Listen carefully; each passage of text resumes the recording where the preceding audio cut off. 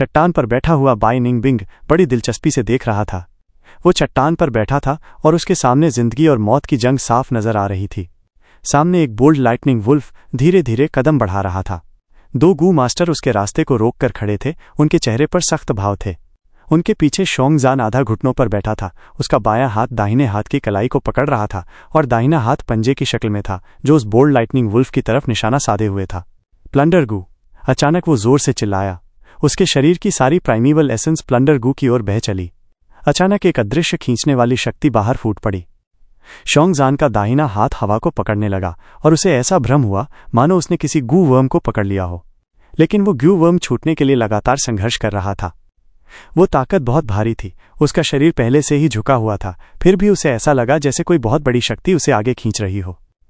Plunder गू का success rate बहुत ही कम है, लेकिन इस बार मुझे कामयाब होना ही होगा, वरना हम सब बर्बाद हो जाएंगे। वो दांत भींचकर बोला। उसकी पेशानी पर नसें उभर आईं, चेहरा विकृत हो गया और वो पूरी ताकत से जूझने लगा। शोंगजान के पास और कोई रास्ता नहीं था। नाकामी का मतलब था मौत। मौत के डर से दबकर उसने अपनी सारी प्राइमीवल एसेंस प्लंडर गू में डाल दी। इसके असर से प्लंडर गू का खींचने का बल और भी तेज हो गया। बोल्ड लाइटनिंग वुल्फ को कुछ गड़बड़ महसूस हुई। वो जोर से हुआ करने लगा और पागलों की तरह हमला करने लगा। दोनों गू मास्टर मुश्किल से उसे रोक पा रहे थे। जब शोंगजान को लगा कि उसका प्लंडर कामयाब होने ही वाला है, तभी उसका चेहरा बदल गया। कमबख्त, प्राइमीवल एसेंस पूरी नहीं है। अचानक उसने खून की उल्टी कर दी और उसकी हालत बेहद खराब हो गई। जब प्लंडर गू असफल होता है तो गू मास्टर को बैकलैश झेलना पड़ता है। यही प्लंडर गू की सबसे बड़ी कमी थी। प्लंडर गू की पकड़ ढीली पड़ते ही बोल्ड लाइटनिंग वुल्फ ने अपना मुंह खोला और हुआ करने लगा। उसके शरीर में मौजूद गू वर्म ने अपनी एबिलिटी चलाई और उसके दांत बिजली से चमक उठे।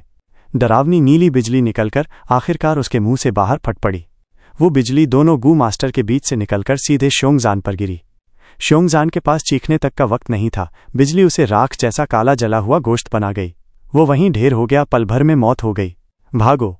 बचे हुए दोनों गू मास्टरों का हौसला टूट चुका था। वो दो दिशाओं में भाग गए।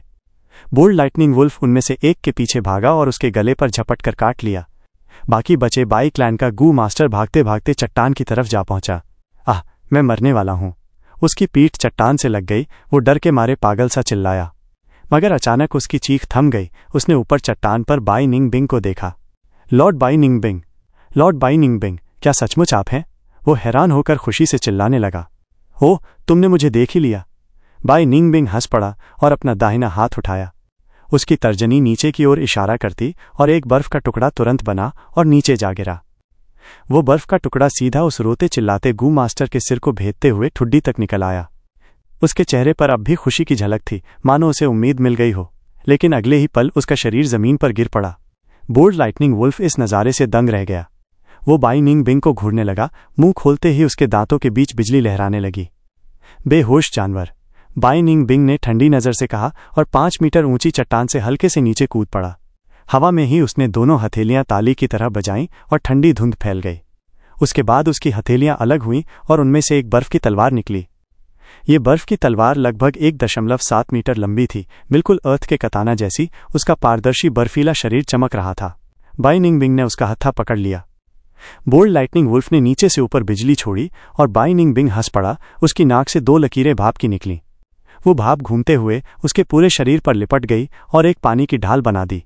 बोल्ड लाइटनिंग वुल्फ की बिजली उस ढाल पर गिरी और तुरंत गायब हो गई। पानी की ढाल फट गई और सफ़ेद कपड़ों वाला नौजवान उसमें से बाहर आया। उसके काले नयन नीले क्रिस्टल जैसे बन गए, बिल्कुल भावनाहीन। तलवार की चमक फैली। बाई निंगबिंग जमीन पर हल्के से उतरा और उसकी बर्फ की तलवार से एक बूंद खून टपकी। सामने बोल्ड लाइटनिंग वुल्फ मूर्ति सा खड़ा रहा। पल भर बाद उसके गले से ताज़ा खून फूट पड़ा और उसका बड़ा सा सिर कटकर कई बार लुढ़कता हुआ जमीन पर गिर पड़ा। उसका शरीर जमीन पर ढह गया। उसके शरीर में मौजूद लाइटनिंग करंट गू बिजली की तरह बाई निंगबिंग की तरफ उड़ा। बाई निंगबिंग ने हल्की सी कलाई घुमाई और तलवार से एक चमक निकली। लाइटनिंग करंट गू तुरंत फटकर नीली बिजली के गोले में तब्दील हो गया और वहीं नष्ट हो गया। बाई निंगबिंग धीरे धीरे शोंगजान की लाश की तरफ बढ़ा। बाकी गू वर्म तो साधारण है, लेकिन ये प्लंडर गू थोड़ा दिलचस्प है। उसने शोंगजान की लाश से प्लंडर गू निकाला और सीने के पास रख लिया। भले ही तीनों क्लैन का समझौता था कि मरने के बाद अगर कोई गू वर्म मिले तो उसे सौंपना होगा, लेकिन बाई निंगबिंग को इन रूल से कोई लेना देना नहीं था।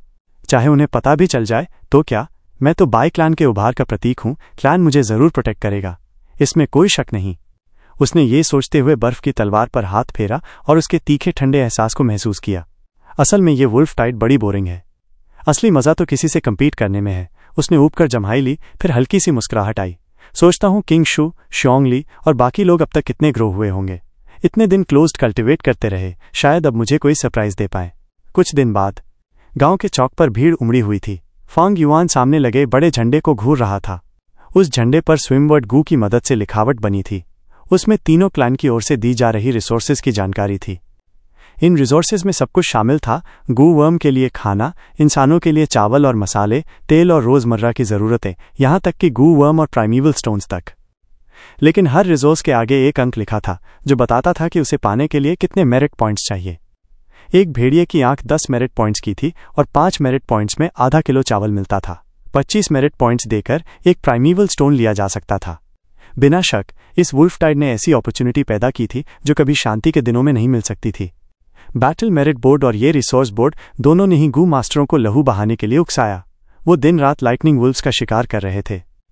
खासकर हाल ही में जब वुल्फ टाइड और भी तेज हुआ तो तीनों क्लैन ने अपने खजाने खोल दिए और गू मास्टरों के लड़ने की ताकत और जज्बा बढ़ाया ताकि गांव को इस सिचुएशन से बचाया जा सके। इसलिए रिसोर्स बोर्ड पर कई ऐसी चीजें भी आ गईं जो आमतौर पर नजर नहीं आती थीं। फांग युआन की नज़र एक खास ग्यू पर अटकी। 3 स्टेप फ्रेग्रेंट ग्रास गू। वो बुदबुदाया। ये गू वर्म उसकी गति बढ़ाने में मदद करता, जिससे उसकी दौड़ने की स्पीड तेज होती। सच कहें तो इन दिनों रिसोर्स बोर्ड पर कई नए गू आए थे, मगर फांग युआन को सिर्फ यही चाहिए था। लेकिन इसे पाना आसान नहीं था। ये न सिर्फ अकेला था, बल्कि इसके लिए बहुत ज़्यादा मेरिट पॉइंट्स भी चाहिए थे। अगर मैं अपनी असली एबिलिटी का इस्तेमाल करूं तो मेरिट पॉइंट ज़रूर इकट्ठे कर सकता हूं, लेकिन तब क्लैन को शक हो जाएगा और ये मेरे लिए ठीक नहीं। फांग युआन मन ही मन सोच रहा था। एक और तरीका है, बहुत सारे वाइटैलिटी लीव्स बनाकर इन्हें बेचूं और मेरिट पॉइंट्स जुटाऊं, लेकिन ये बहुत धीमा तरीका है। जब तक मेरे पॉइंट्स पूरे हों, शायद कोई और इस गू को ले ले। उसने सिर झटक दिया। ये तरीका बेकार था। अब क्या करे? वो रिसोर्स बोर्ड और मेरिट बोर्ड को घूरते हुए गहरी सोच में डूब गया। असल में मेरिट पॉइंट्स एक तरह की इमरजेंसी करेंसी थे। शांति के दिनों में प्राइमीवल स्टोन्स ही असली करेंसी हुआ करते थे। वो हमेशा कीमती रहते और उनकी वैल्यू कभी कम नहीं होती। लेकिन वुल्फ टाइड आने पर प्राइमीवल स्टोन्स की डिमांड बहुत बढ़ गई और वो करेंसी के रूप में काम नहीं आ पा रहे थे। तब एक नई करेंसी की ज़रूरत पड़ी और मेरिट पॉइंट्स बनाए गए। जैसे अर्थ पर युद्ध के समय सरकार बहुत सारे नोट छाप देती है, वैसे ही यहाँ मेरिट पॉइंट्स हैं। हाँ, जैसे जैसे समय बीतेगा इनकी वैल्यू गिरती जाएगी। लेकिन गांव की जिंदगी मौत की सिचुएशन में प्राइमीवल स्टोन से काम नहीं चल सकता, तो कम बुराई यही है। इसलिए वुल्फ टाइड के बाद हमेशा इकोनॉमी धीमी हो जाती है। ये कच्चा पक्का इकोनॉमी कुछ खास नहीं। अगर मैं रैंक 3 होता तो इसे आसानी से खेल सकता, लेकिन अभी मेरी स्ट्रेंथ कम है और मैं इतना रिस्क नहीं ले सकता, वरना ये आग से खेलने जैसा होगा। फांग युआन ने मन ही मन आह भरी। असल मसला ये था कि उसकी कल्टीवेशन अभी ऊंची नहीं थी और ताकत नाकाफी थी। ताकत के बिना केवल बुद्धि बेकार है। इसीलिए रेंजो की कहानी में उसने स्ट्रेंथ गू को चुना था और विजडम को छोड़ दिया था, क्योंकि ताकत ही नींव है। फांग युआन सोच में डूबा था, तभी उसके कानों में आसपास के डिस्कशन सुनाई दिए। क्या तुम लोगों ने सुना? बाई निंगबिंग ने फिर वार किया है। इस बार कौन सा बदकिस्मत गू मास्टर फंसा? श्योंग क्लान का श्योंग ली, वही हारा सा। हाय राम, ये बाई निंगबिंग कर क्या रहा है? पिछली बार चीशन को घायल किया और अब शोंग ली पर हमला। ये वुल्फ टाइड आने वाला है और इसे अभी भी खेल सूझ रही है। वो हमेशा अपनी मर्जी करता है। रैंक 3 गू मास्टर होते हुए भी रैंक 2 वालों से झगड़ा करता है। बराबरी के लिए गू वर्म का इस्तेमाल कर अपनी कल्टीवेशन भी रैंक 2 पर रोक देता है। सच में ये बहुत ही बोर हो चुका है। बाई निंगबिंग आधा कदम तो कब्र में डाल चुका है। लेकिन ये सुनकर मुझे कुछ याद आया। फांग युआन ये सुनकर भीतर ही भीतर चौंका। अब उसे समझ आ गया था कि कैसे वो जल्दी से जल्दी ढेर सारे मेरिट पॉइंट्स जुटा सकता है। तेज दौड़ते हुए पेड़ों की कतारें जैसे फांग युआन की तरफ टूटकर आ रही थीं, लेकिन वो बेहद फुर्ती से अपने पैरों से जमीन दबाकर उन्हें चकमा देता रहा। उसके दाहिने कान से जड़ें हिल रही थीं और पीछे से एक बोल्ड लाइटनिंग वुल्फ, जिसे उसने जानबूझकर गुस्सा दिलाया था, और उसके साथ सैकड़ों ताकतवर ऑर्डिनरी लाइटनिंग वुल्व्स उसका पीछा कर रहे थे। लाइटनिंग वुल्व्स की रफ्तार उससे ज्यादा थी, खासकर वो बोल्ड लाइटनिंग वुल्फ जिसका शरीर स्ट्रीमलाइन था, मुश्किल टेरेन में भी कूदते फांदते बेहद तेजी से दौड़ रहा था। जैसे ही फांग युआन पकड़ में आने वाला था, अचानक उसके पूरे शरीर पर हल्की लहरें उठीं और वो गायब हो गया। बोल्ड लाइटनिंग वुल्फ को वहीं रुकना पड़ा और उसने हैरानी से चारों तरफ देखना शुरू किया। फांग युआन बहुत दूर जाकर दोबारा नजर आया। बोल्ड लाइटनिंग वुल्फ की नज़र बहुत तेज थी। उसने तुरंत उसे ढूंढ लिया। उसने जोर से दहाड़ मारी और दोबारा उसका पीछा शुरू कर दिया। बाकी ऑर्डिनरी लाइटनिंग वुल्व्स भी पीछे पीछे भागे। फांग युआन मन ही मन हंसते हुए फिर से दौड़ता रहा। बार बार यही क्रम चलता रहा और आखिरकार वो अपनी मंजिल तक पहुंच गया। इस बार उसने पूरी तरह से अपनी स्टेल्थ एक्टिवेट कर दी। पीछा करते भेड़िए उस जगह आकर रुक गए जहां फांग युआन गायब हुआ था। वे सूंघने लगे और जल्द ही बोल्ड लाइटनिंग वुल्फ को नया शिकार मिल गया। ज्यादा दूर नहीं, एक माउंटेन वैली में 5 गू मास्टर्स एक झुंड भेड़ियों से लड़ रहे थे। हाओ! बोल्ड लाइटनिंग वुल्फ की अक्ल ज्यादा नहीं थी। उसने तुरंत फांग युआन को भुला दिया। उसने मुंह घुमाकर दहाड़ा और पीछे के लाइटनिंग वुल्फ्स टाइडल वेव्स की तरह वैली के बैटलफील्ड में कूद पड़े। ये कैसे हो सकता है? लड़ते हुए एक गू मास्टर ने वो नज़ारा देखा और निराशा से बोल पड़ा, क्या ये नहीं कहा गया था कि हर वुल्फ पैक का अपना अपना मोबिलिटी रेंज होता है? हमने कितनी मुश्किल से एक बोल्ड लाइटनिंग वुल्फ मारा और अब दूसरा आ गया। हम तो गए। जल्दी से डिस्ट्रेस सिग्नल क्लैन को भेजो। नए वुल्फ पैक के शामिल होते ही दबाव और बढ़ गया। गू मास्टर्स की आवाज में घबराहट साफ झलक रही थी। एक इन्वेस्टिगेटिव गू मास्टर ने अपने हाथ से एक गूवर्म बाहर फेंका। वो गूवर्म गोल्डन गेंद जैसा था, लेकिन उसके 2 रंगीन पंख थे। वो उड़कर हवा में पहुंचा और फट गया। वो रेनबो फ्लेम में बदल गया, जिसे 50 किलोमीटर की दूरी तक देखा जा सकता था। ये था सिग्नल गू, रैंक 1 एक्सपेंडेबल गूवर्म, जिसे अक्सर सिग्नल भेजने के लिए इस्तेमाल किया जाता है। सिग्नल भेज दिया गया है, सब लोग डटे रहो, मदद आने तक लड़ते रहो, ग्रुप लीडर ने जोर से कहा। उसकी आवाज ने थोड़ी हिम्मत बढ़ा दी और लड़ने का हौसला स्थिर कर दिया। बेवकूफ़ी है। फांग युआन क्लिफ की ऊंचाई से वाली को देखते हुए मन ही मन हंस रहा था। इस गू मास्टर ग्रुप की पूरी सिचुएशन उसने पहले ही ऑब्जर्व कर ली थी। सबसे नज़दीकी टीम भी वुल्फ पैक के घेरे में फंसी हुई थी। वो वुल्फ पैक भी फांग युआन ने ही ल्योर किया था ताकि उन्हें बांधकर रखा जा सके। लाइटनिंग वुल्व्स को मारकर हर आईबॉल से 10 मेरिट पॉइंट्स मिलते हैं, लेकिन बैटलफील्ड से गू वर्म्स उठाकर क्लैन लीडर्स को देना कम से कम 1000 पॉइंट्स दिलाता है। अगर ये काम 2-3 बार और कर लूं तो मैं 3 स्टेप फ्रेग्रेंट ग्रास गू एक्सचेंज कर सकता हूं। फांग युआन के मन में यही विचार चल रहा था। उसकी चाल में फंसकर इस गू मास्टर ग्रुप का अंत तय था। अब मैं इनके मारे जाने का इंतजार करूंगा, फिर वुल्फ पैक को दूसरी तरफ ल्योर करूंगा और लौटकर यहां गू वर्म्स इकट्ठा करूंगा।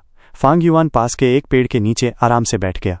मरना कोई नहीं चाहता, इसलिए वो गू मास्टर्स जमकर प्रतिरोध कर रहे थे। फांग युआन ने जानबूझकर 1000 beast king frenzy lightning wolf को ल्योर नहीं किया, बल्कि बोल्ड लाइटनिंग वुल्फ को चुना। इस वजह से उन्हें थोड़ा और देर तक जिंदा रहने का मौका मिला, खासकर इसलिए भी कि उनमें एक उसका पुराना प्रतिद्वंदी था, GUUA मानशी। उसके पास मोनोलिथ गू था और उसकी रक्षा बहुत मजबूत थी। अकेले ही वो कई लाइटनिंग वुल्व्स का सामना कर सकता था। लेकिन यही वजह थी कि फांग युआन ने इसी ग्रुप को चुना। जितना कीमती गू वर्म क्लैन को लौटाने पर उतने ही ज्यादा मेरिट पॉइंट्स मिलते हैं। मोनोलिथ गू के बदले अकेले उसे करीब 3900 मेरिट पॉइंट्स मिल सकते थे, जिससे उसका नाम बैटल मेरिट बोर्ड पर 20 पायदान ऊपर पहुंच जाता। बेशक चीशन, मोयान और किंगशु के पास और भी कीमती गू वर्म्स थे, लेकिन चीशन के ग्रुप में गू युए चीशी था, जिसके पास स्नेक कम्युनिकेशन गू था जो हीट से जीवों का पता लगा सकता था। उसकी वजह से फैंग युआन की स्टेल्थ काम नहीं आती। जहां तक मो यान की बात है, वो तो और भी ताकतवर इन्वेस्टिगेटिव गू मास्टर थी। कई बार क्लान से अकेले ही वुल्फ डेन इन्वेस्टिगेशन मिशन पूरे कर चुकी थी।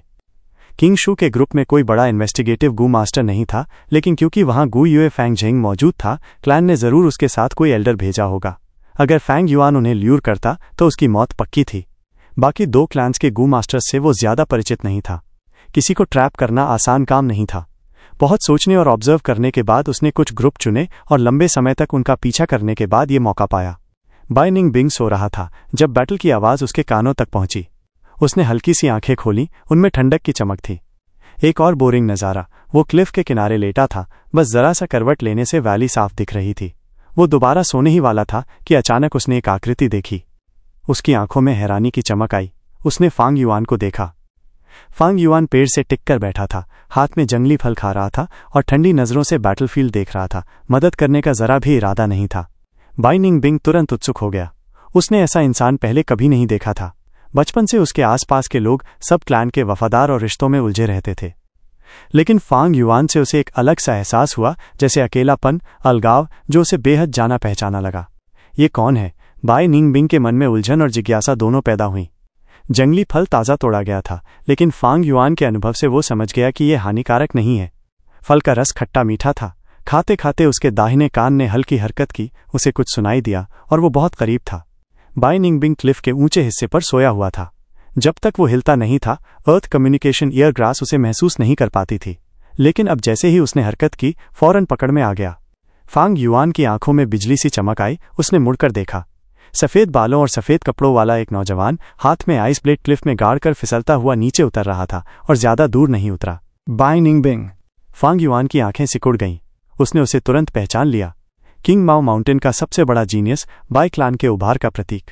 रैंक 2 पर रहते हुए रैंक 3 क्लैन एल्डर को मारने वाला और इतनी कम उम्र में रैंक 3 तक पहुंचने वाला। ये वही इंसान था जो पूरे किंग माओ माउंटेन की शक्ति संतुलन बदल सकता था। अगर कोई और गू मास्टर बाई निंगबिंग का अकेले सामना करता तो उसका चेहरा डर और तनाव से बदल जाता। लेकिन फांग युआन ने बस एक पल उसे देखा और फिर वैली की तरफ ध्यान दिया। उसका चेहरा पूरी तरह शांत था, क्योंकि फांग युआन बाई निंगबिंग के सारे ट्रम्प कार्ड्स और सीक्रेट्स पहले से जानता था, बहुत साफ साफ। बाई निंगबिंग धीरे धीरे आगे आया और फांग युआन को घूरने लगा। उसके मुंह से खिंचकर निकला, तुम सच में इंटरेस्टिंग हो। अगर बाई क्लान के गू मास्टर्स जो उसे जानते थे ये सुन लेते तो पागल हो जाते, क्योंकि बाई निंगबिंग ने अपने जन्म से अब तक कभी किसी की तारीफ नहीं की थी। फांग युआन ने उसे नजरअंदाज किया, फल का कौर लिया और वैली की लड़ाई देखता रहा। बाई निंगबिंग उसके चारों ओर घूमने लगा, जैसे कोई अजीब चीज देख रहा हो। वो हर कोण से उसे देखता रहा, यहां तक कि जमीन पर बैठकर नीचे से ऊपर तक उसे टकटकी लगाए देखता रहा। उसके चमचमाते सफेद बाल मिट्टी में लथपथ हो गए, लेकिन उसे कोई फर्क नहीं पड़ा। उसकी सफेद पोशाक भी जमीन पर घिसटती रही, लेकिन उसने परवाह नहीं की। उस पल वो बिल्कुल एक मासूम बच्चे जैसा लग रहा था, जैसे अपनी पसंदीदा चीज देखकर हैरान हो। उसकी आंखों में जिज्ञासा और तड़प थी। कई बार बोलने की चाह आई, लेकिन रुक गया। बाई निंगबिंग को लग रहा था कि उसके पास कहने को बहुत कुछ है, लेकिन जब वो बोलने ही वाला होता तो उसे लगता कि जरूरत नहीं है, क्योंकि उसे लगता था कि फांग युआन पहले से समझता है। कुछ देर खामोश रहने के बाद उसने पूछा, वैली की लड़ाई में कुछ इंटरेस्टिंग नहीं है, तुम इसमें क्या देख रहे हो? बात आधी ही कही थी कि अचानक उसकी भौहें उठीं, जैसे कोई रहस्य समझ गया हो। ओह, समझा, ये वुल्फ पैक तुमने ल्योर किया है। तुम इन गू मास्टर्स को मरवाना चाहते हो, लेकिन खुद क्यों नहीं करते? ओह, सबूत छोड़ने से डरते हो। तुम बहुत ही ज्यादा सतर्क हो। तुम्हारा ऑरा तो बता रहा है कि तुम रैंक 2 हो। अगर मैं तुम्हारी जगह होता तो खुद ही कर देता। अचानक वो हंस पड़ा, जैसे कोई बच्चा सबसे मजेदार खिलौना पा गया हो। उसकी आंखों में चमक थी। तुम सच में इंटरेस्टिंग हो। तुम्हारे काम भी इंटरेस्टिंग है। हे, मुझे तो तुम अच्छे लगने लगे हो। फांग युआन ने वैली से नजर हटाकर उसकी तरफ देखा। वो इस इंसान को जानता था, क्योंकि ये इंसान भी एक नेचुरल डीमन था। डीमन कौन होता है? जो दुनिया के नियम कायदे छोड़ दे, इंसानों से कोई लगाव न रखे, अकेलापन उसे खा जाए और रिश्तों से नफरत करे। ये इंसान फांग युआन का प्रतिबिंब जैसा था। फर्क बस इतना था कि फांग युआन इस रास्ते पर और आगे बढ़ चुका था और बाई निंगबिंग ज्यादा शुद्ध था। सीधे शब्दों में कहें तो दोनों किंड्रेड स्पिरिट्स थे। उसकी पिछली जिंदगी की यादों में जब तीनों क्लैंस बड़ी मुश्किल से वुल्फ टाइड से बचे, तो यही इंसान तीनों क्लैंस को मारकर हरे भरे किंग माओ माउंटेन को बर्फीला नरक बना दिया था। बाई निंगबिंग। फांग युआन ने मन ही मन आह भरी और धीरे से कहा, तुम बहुत अकेले हो, है ना? बाई निंगबिंग की आंखें फैल गईं। वो जमीन पर बैठकर बार बार सिर हिलाने लगा, सहमति जताते हुए बोला, हाँ, इन दिनों जिंदगी बेहद बोरिंग रही है। कुछ समय पहले मैंने शॉन्ग क्लान के एक गू मास्टर को मारा था। वो थोड़ा मजेदार था, उसी से ये गू मिला, देखो। फांग युआन ने उसके हाथ में प्लंडर गू देखा और हंस पड़ा, तो तुम मुझे मारना चाहते हो? बाई निंगबिंग की आंखें काले से नीले क्रिस्टल जैसी हो गईं। वो उछलकर खड़ा हुआ। हा। उसने सिर उठाकर 3 बार हंसी छोड़ी और उत्साह से फांग युआन को देखा। तुम्हें पता है, हाँ, मैं तुम्हें मारना चाहता हूं। तुम भी आओ और मुझे मारो। लाइफ एंड डेथ बैटल्स ही सबसे मजेदार होती हैं। तुम जैसे इंटरेस्टिंग इंसान से मिलना, इससे पहले मैंने कभी इतना मजेदार कुछ नहीं किया। वो और भी ज्यादा जोश में आ गया। अचानक उसने दोनों हाथ फैलाए, सिर ऊपर उठाया और बोला, आहा, मुझे लग रहा है मेरी जिंदगी कभी इतनी कलरफुल नहीं रही। Thank you. हालांकि मैं तुम्हारा नाम नहीं जानता, लेकिन तुम्हें मारने का मौका देने के लिए थैंक यू। हे। चिंता मत करो, तुम सिर्फ रैंक 2 हो। मैं इतना नीचे नहीं गिरूंगा कि तुम्हारा फायदा उठा लूं। तुम्हारी खातिर मैं अपनी कल्टीवेशन भी उसी रैंक तक सीमित रखूंगा। आओ, एक बराबरी की लड़ाई करते हैं। बाई निंगबिंग ने पागलों की तरह हंसते हुए गरज कर कहा। पागल जैसे बाई निंगबिंग के सामने फांग युआन ने आसानी से अपनी आलसी सी मुद्रा बनाए रखी। उसने उस जलती हुई नजर का उसी तरह ठंडेपन से सामना किया। मारना चाहते हो तो आओ। कुछ कहने को बचा ही नहीं था। फांग युआन ने पहला कदम बढ़ाया। उसका शरीर ऐसे हिला मानो कोई पंखुड़ी गिर रही हो। ये देखकर बाई निंगबिंग की हंसी अचानक रुक गई। उसकी आवाज में दर्द झलकने लगा। भाग मत मेरे सामने से। वो तुरंत पीछे दौड़ा और फांग युआन के पीछे पागलों की तरह भागने लगा। फांग युआन ने उस बिखरे हुए मास्टर का मजाक उड़ाते हुए पहाड़ी घाटी की ओर तेजी से दौड़ लगाई। घाटी के अंदर जब वे दोनों घुस पड़े तो भेड़ियों का झुंड उग्र हो उठा और बिना देर किए उन पर हमला करने लगा। वे गू मास्टर्स जो पहले ही घाटी में घुसने को मजबूर हो चुके थे और जिनमें से एक मर चुका था, बाकी 4 ने राहत की सांस ली जब उन्होंने देखा कि भेड़िए अब नए दुश्मनों पर टूट पड़े हैं। हिम्मत रखो भाइयों, मदद आ गई है, उनमें से एक ने चिल्लाकर कहा, भेड़ियों को खुलकर नए लोगों के खिलाफ उकसाते हुए। लेकिन सिर्फ 2 ही क्यों आए? दूसरे ने हैरानी से पूछा जब उन्होंने दूर से फैंग युआन और बाई निंगबिंग की धुंधली आकृतियां देखीं। लेकिन जैसे जैसे वे पास आए, गुए मानशी का चेहरा अजीब होने लगा। वही है, उसे भला कैसे भूल सकता था फैंग युआन को। उसके दिल में डर और शर्म की चुभन थी, क्योंकि इसी आदमी ने उसे हराया और सबके सामने अपमानित किया था। वो ठंडी निर्दयी आंखें उसकी गहरी दुःस्वप्न जैसी यादों में गड़ी हुई थी। उसने कसम खाई थी कि वो अपनी इज्जत वापस लेगा। लेकिन अब जब फैंग युआन उसे बचाने आया था, उसका दिल अजीब उलझनों से भर गया। दूसरा शख्स तो सबके चेहरे पर एक साथ हैरानी छा गई जब उन्होंने बाई निंगबिंग को पहचाना। बाई निंगबिंग। गुए मानशी की आंखें फैल गईं। उसने कभी सोचा भी नहीं था कि ऐसे मौके पर बाई निंगबिंग सामने आ जाएगा। कमीने, रुक वहीं। पीछे से बाई निंगबिंग लगातार चीख रहा था। लेकिन फैंग युआन ने कोई ध्यान नहीं दिया और भेड़ियों के झुंड के बीच से रास्ता बनाते हुए आगे बढ़ा। उसका शरीर सफ़ेद जेट जैसी रोशनी से चमक रहा था, जो बिजली वाले भेड़ियों के दांत और पंजों से उसकी रक्षा कर रही थी। लेकिन हर हमले के साथ उसका प्राइमीवल एसेंस जल्दी जल्दी घटता जा रहा था। उधर बाई निंगबिंग की नाक से भाप निकल रही थी, जो एक गोल पानी की ढाल बनकर उसे ढक रही थी। हर बार जब भेड़िए उस पानी की ढाल से टकराते तो उनकी ताकत जैसे पानी में बह जाती और वे उछलकर दूर जा गिरते। लेकिन सच कहें तो बाई निंगबिंग का प्रदर्शन इतना बड़ा नहीं था। वो पहले से रैंक 3 था और कहने को उसने खुद अपनी ताकत रैंक 2 तक दबा रखी थी ताकि फैंग युआन से लड़े। रैंक 2 पर भी उसकी रफ्तार थोड़ी ज्यादा थी और प्राइमीवल एसेंस भी उसके पास ज्यादा था, लेकिन भेड़ियों के झुंड की दखलंदाजी से उसका और फैंग युआन का फासला बढ़ने लगा। सबसे बड़ा फर्क दोनों की शारीरिक ताकत में था। फैंग युआन के पास 2 जंगली सुअरों जितनी ताकत थी, जबकि बाई निंगबिंग की ताकत थोड़ी कम थी। फैंग युआन भेड़ियों के हमले झेलते हुए भी आगे बढ़ सकता था। बाई निंगबिंग की पानी वाली ढाल हमलों को रोक तो रही थी, लेकिन उसके लिए रास्ता साफ नहीं कर पा रही थी। अचानक एक साहसी बिजली वाला भेड़िया आगे आया। उसने जोर से हुंकारा मारा और बाकी भेड़ियों ने तुरंत उसके लिए रास्ता खोल दिया। वो सीधे फैंग युआन की ओर झपटा। ये देखकर चारों गू मास्टर्स चिंतित हो उठे। उधर बाई निंगबिंग जो फैंग युआन के पीछे था, ये देखकर जोर से हंस पड़ा। लेकिन अगले ही पल फैंग युआन की देह अचानक गायब हो गई, मानो हवा में लहर बनकर ओझल हो गई हो। बाई निंगबिंग की हंसी गले में अटक गई। घाटी में मौजूद गू मास्टर्स भी हैरान रह गए। वो भेड़िया गुस्से से चिल्लाया, लेकिन फैंग युआन को ना पाकर उसने अपना गुस्सा बाई निंगबिंग पर उतारना शुरू कर दिया। ये देखकर बाई निंगबिंग की मुस्कान और चौड़ी हो गई। हा, वाकई मज़ेदार है। सच में तुम दिलचस्प हो। चलो अब इस नाश्ते से शुरुआत करता हूँ। ये कहकर उसकी आंखें नीली हो गईं, बिल्कुल आसमान के रंग जैसी।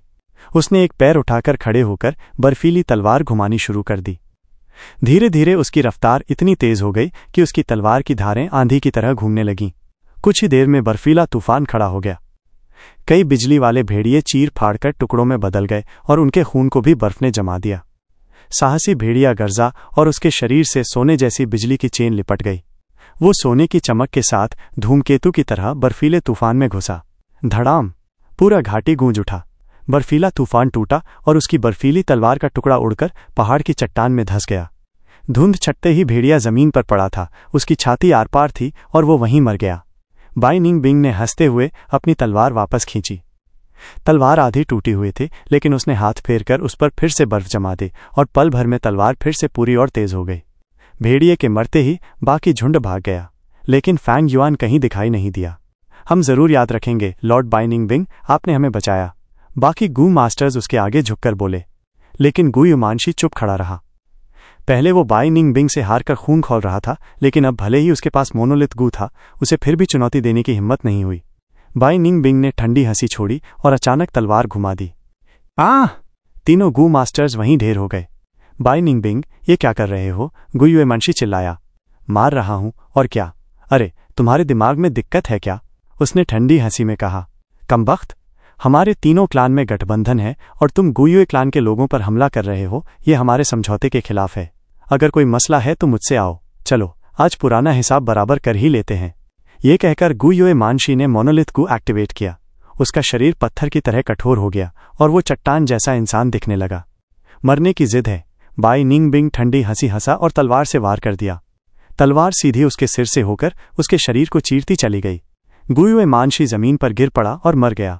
बाई निंगबिंग ने सिर हिलाया और घाटी में चिल्लाया, हा जाओ, जिन गू मास्टर्स को तुम मरवाना चाहते थे वो मैंने कर दिए, अब आओ जिंदगी और मौत की लड़ाई करें।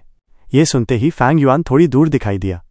सफ़ेद बालों वाला लड़का आते ही बाई निंगबिंग ने तलवार उठाकर वार किया, लेकिन फैंग युआन हंसते हुए मुड़ गया और भाग निकला। बाई निंगबिंग गुस्से में उसके पीछे दौड़ पड़ा। रास्ते में फैंग युआन उसे एक और बैटलफील्ड पर खींच लाया जहां शियोंगली का ग्रुप भेड़ियों से लड़ रहा था। शियोंगली ने फैंग युआन और उसके पीछे दौड़ते बाई निंगबिंग को देखा तो उसकी आंखों में आग जल उठी। बाई निंगबिंग, वो गर्जा। कुछ पल बाद उसने गौर किया, रुको, लगता है बाई निंगबिंग फैंग युआन का पीछा कर रहा है। शियोंगलिन ने कहा, जो छोटा और गंजा था लेकिन बी ग्रेड टैलेंट वाला और शियोंग क्लान का सबसे बड़ा उम्मीद था। शियोंगली ने अपने गुस्से को दबाया। फैंग युआन तो गुए क्लान का था, उनका सीधा रिश्ता नहीं था, लेकिन फैंग युआन को सब मालूम था। उसने तुरंत चीख कर कहा, मैंने उसके पास प्लंडर गू देखा है, मेरी रक्षा करो। बाई निंगबिंग सारे गवाहों को मारना चाहता है। शियोंगलिन दंग रह गया। प्लंडर गू? ये गू वर्म पूरे चिंगमाओ माउंटेन में सिर्फ एक आदमी के पास था और वो है मेरा कजिन शियोंग झान। शियोंग जियांग का चेहरा काला पड़ गया। शियोंगली ने आंखें बंद कर लीं, उनमें एक तेज रोशनी चमक रही थी। दूसरे लोग बाई निंगबिंग से डरते थे और वो खुद भी डरता था, लेकिन ये डर उसकी कमजोरी और कायरता नहीं थी। उसके दिल में पहले से ही कबीले के लिए अपनी जान कुर्बान करने का विचार था। उसने तय कर लिया था कि वो बाई निंगबिंग के साथ मौत तक लड़ाई करेगा। बाई निंगबिंग, क्या वो प्लंडर गू तुम्हारे पास है? वो आगे बढ़ा और बाई निंगबिंग का सामना किया, जबकि फैंग युआन को आगे निकल जाने दिया। बाई निंगबिंग ठंडी हंसी हंसा, तो क्या अगर है भी? शियोंग जियांग का चेहरा और भी अंधेरा हो गया और उसने पूछा, बताओ मेरे कजिन की मौत कैसे हुई? उसका ग्यू वर्म तुम्हारे हाथ में क्यों है? शियोंगलिन ने भी पूछा, बाई निंगबिंग, मैं तुम्हें अपना सीनियर मानकर इज्जत देता हूं, लेकिन तुमने हमारी शियोंग क्लैन का गू वर्म छुपाकर रख लिया और वापस नहीं किया। ये तो अलायंस ट्रीटी का खुला उल्लंघन है। ये कहते ही उसने हाथ में एक सिग्नल गू उठाया। धमाके के साथ चमकीले पटाखे आसमान में फट गए। उन रंग बिरंगे रोशनी की चमक बाई निंगबिंग के चेहरे पर पड़ी। वो हंसा, मुझे इस कुत्ते जैसे अलायंस ट्रीटी से कोई मतलब नहीं है।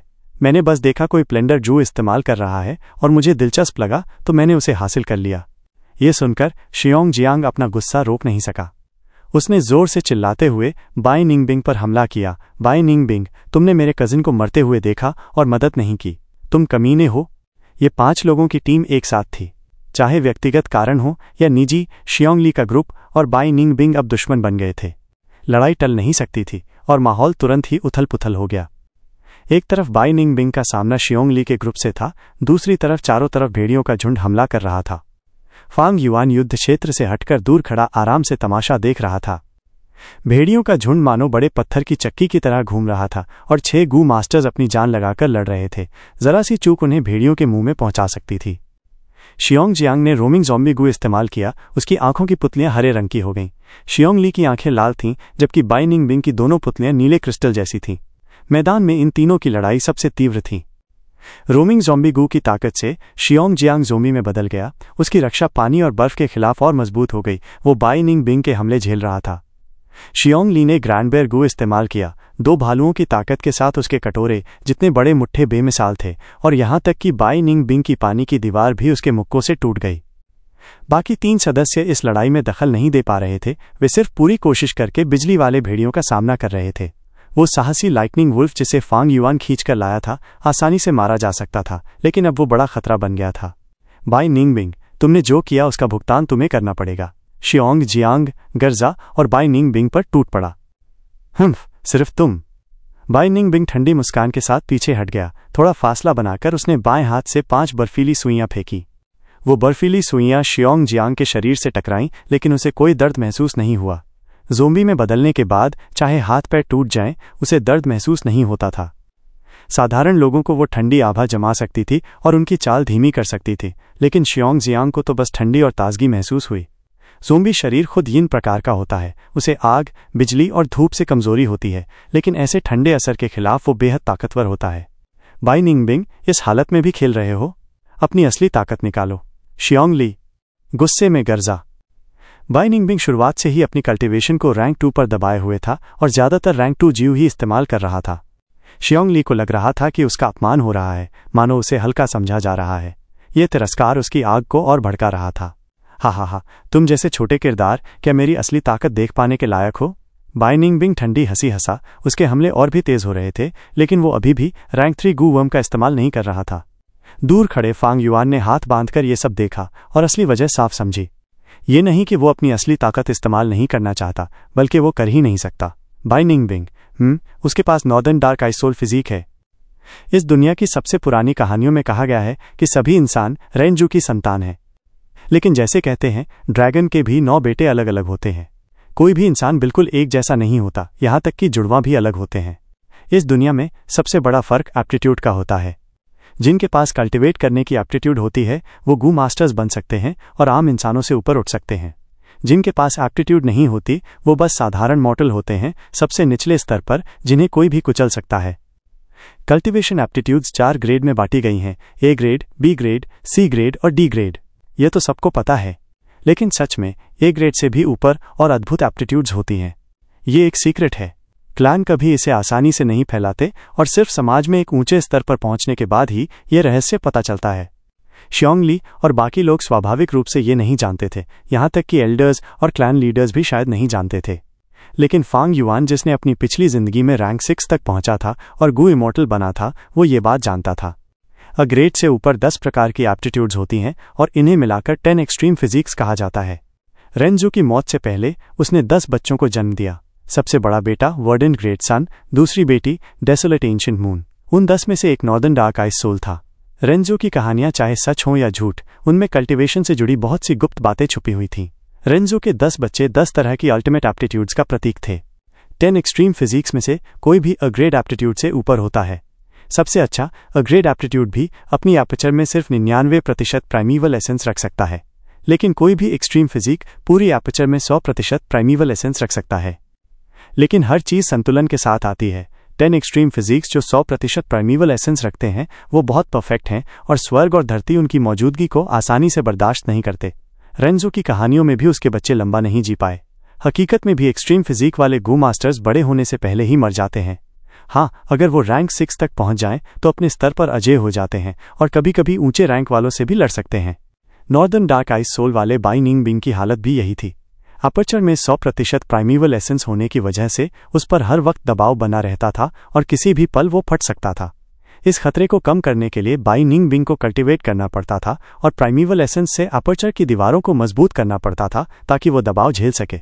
इसी वजह से उसकी कल्टिवेशन रफ्तार चौंका देने वाली थी। लेकिन कल्टिवेशन जितनी तेज होती, प्राइमीवल एसेंस की गुणवत्ता उतनी बढ़ जाती और दबाव भी बढ़ जाता। बाई निंगबिंग ऐसे था जैसे समुद्र में अकेली नाव जिसमें मीठा पानी नहीं है और वो प्यास बुझाने के लिए नमकीन पानी पी रहा है। नमकीन पानी थोड़ी देर प्यास मिटाता है, लेकिन असल में और भी प्यास बढ़ा देता है। जितनी तेज उसकी कल्टिवेशन बढ़ती, उतनी ही मौत उसके करीब आती। और वो कल्टिवेट करना छोड़ भी नहीं सकता था, क्योंकि बाई कबीले से होने के नाते और पूरे क्लैन की उम्मीदें उस पर टिकी थीं। उसे जबरदस्ती मजबूत बनना ही था। शियोंग और गू युए क्लैन से दुश्मनी भी थी। मजबूरी ने उसे कल्टिवेट करने पर मजबूर किया। नॉर्दर्न डार्क आइस सोल वाला बाई निंगबिंग अपनी हालत अच्छे से जानता था। ये जानते हुए कि उसके पास वक्त कम है और मौत तय है, उसने ऐसा स्वभाव बना लिया था। फांग युआन ने सोचा और आह भरी। ये वाकई एक विडंबना थी। बेहद शानदार एप्टीट्यूड इंसान को ऊंचाई पर नहीं ले गई, बल्कि उनकी मौत की असली वजह बन गई। कुछ भी ज्यादा हो जाए तो नुकसान ही देता है। पानी और खाना इंसान को चाहिए, लेकिन बहुत ज्यादा हो जाए तो मौत हो सकती है। किसी भी नजरिए से देखो, कोई भी चीज पूरी तरह परफेक्ट नहीं होती। न तो परफेक्ट प्यार होता है, न परफेक्ट काम। बहुत ज्यादा परफेक्शन खुद तबाही बन जाता है। अपनी पिछली जिंदगी में भेड़ियों की लहर के 3 साल बाद बाई निंगबिंग रैंक 4 तक पहुंच गया। उसकी अपर्चर प्राइमीवल एसेंस का बोझ नहीं सह पाई और आखिरकार फट गई। 10 एक्सट्रीम फिजिक्स स्वर्ग और धरती सहन नहीं कर पाते, और ऐसी स्वर्ग को चुनौती देने वाली चीज का फटना मानो सबसे खूबसूरत गीत की तरह था। उसकी ताकत भयानक थी। सीधा तीनों विलेजेस का सफाया कर दिया और पूरे किंग माओ माउंटेन को मौत की बर्फ की जमीन में बदल दिया। खुशकिस्मती से उस वक्त फांग झिंग के कारण, जिसने फांग युआन के लिए मुश्किलें खड़ी की थीं और जिसकी वजह से वो एक कारवां में शामिल होकर दूर चला गया था, वो इस तबाही से बच गया।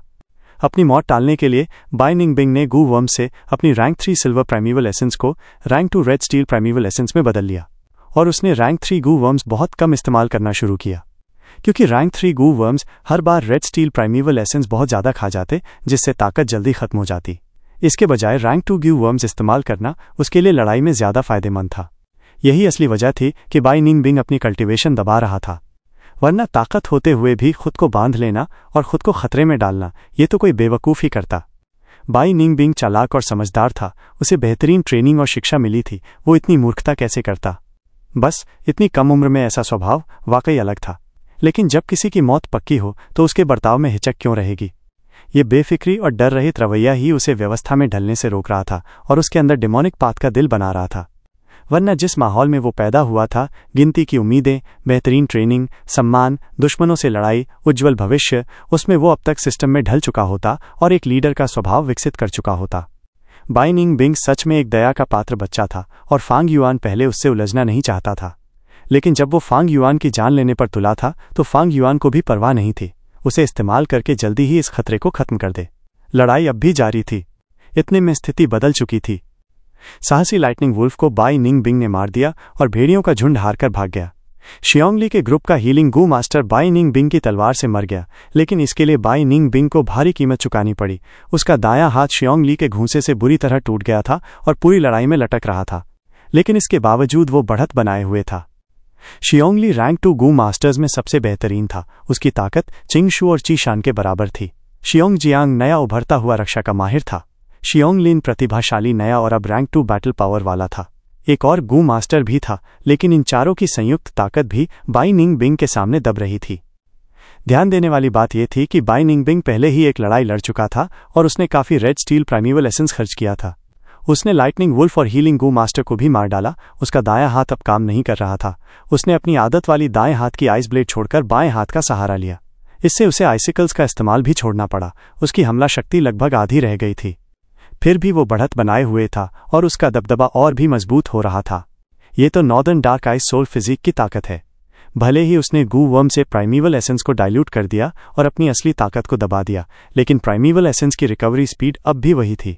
जितनी देर लड़ाई चलेगी उसकी बढ़त उतनी ही बढ़ेगी। फांग युआन ने हालात देखे और मन ही मन आह भरी। मेरी मौजूदा लड़ाई की ताकत उसे हराने के लिए काफ़ी नहीं है। फांग युआन ने ठंडे मन से ये बात स्वीकार की। फांग युआन के पास तो बस सी ग्रेड एप्टीट्यूड थी और 44% प्राइमेवल एसेंस। जब बी ग्रेड एप्टीट्यूड वाले शियोंगली, शियोंगलिन और शियोंगजियांग की ताकत भी बाई निंग बिंग से दब रही थी, तो साफ था कि अगर फांग युआन अकेले उसका सामना करता तो हालत और भी खराब होती। लेकिन तुम्हें हरा नहीं सकता, इसका मतलब ये नहीं कि तुम्हें मार भी नहीं सकता, फांग युआन ठंडी मुस्कान के साथ बोला। ये थी 500 साल के अनुभव से पाई हुई बुद्धिमानी।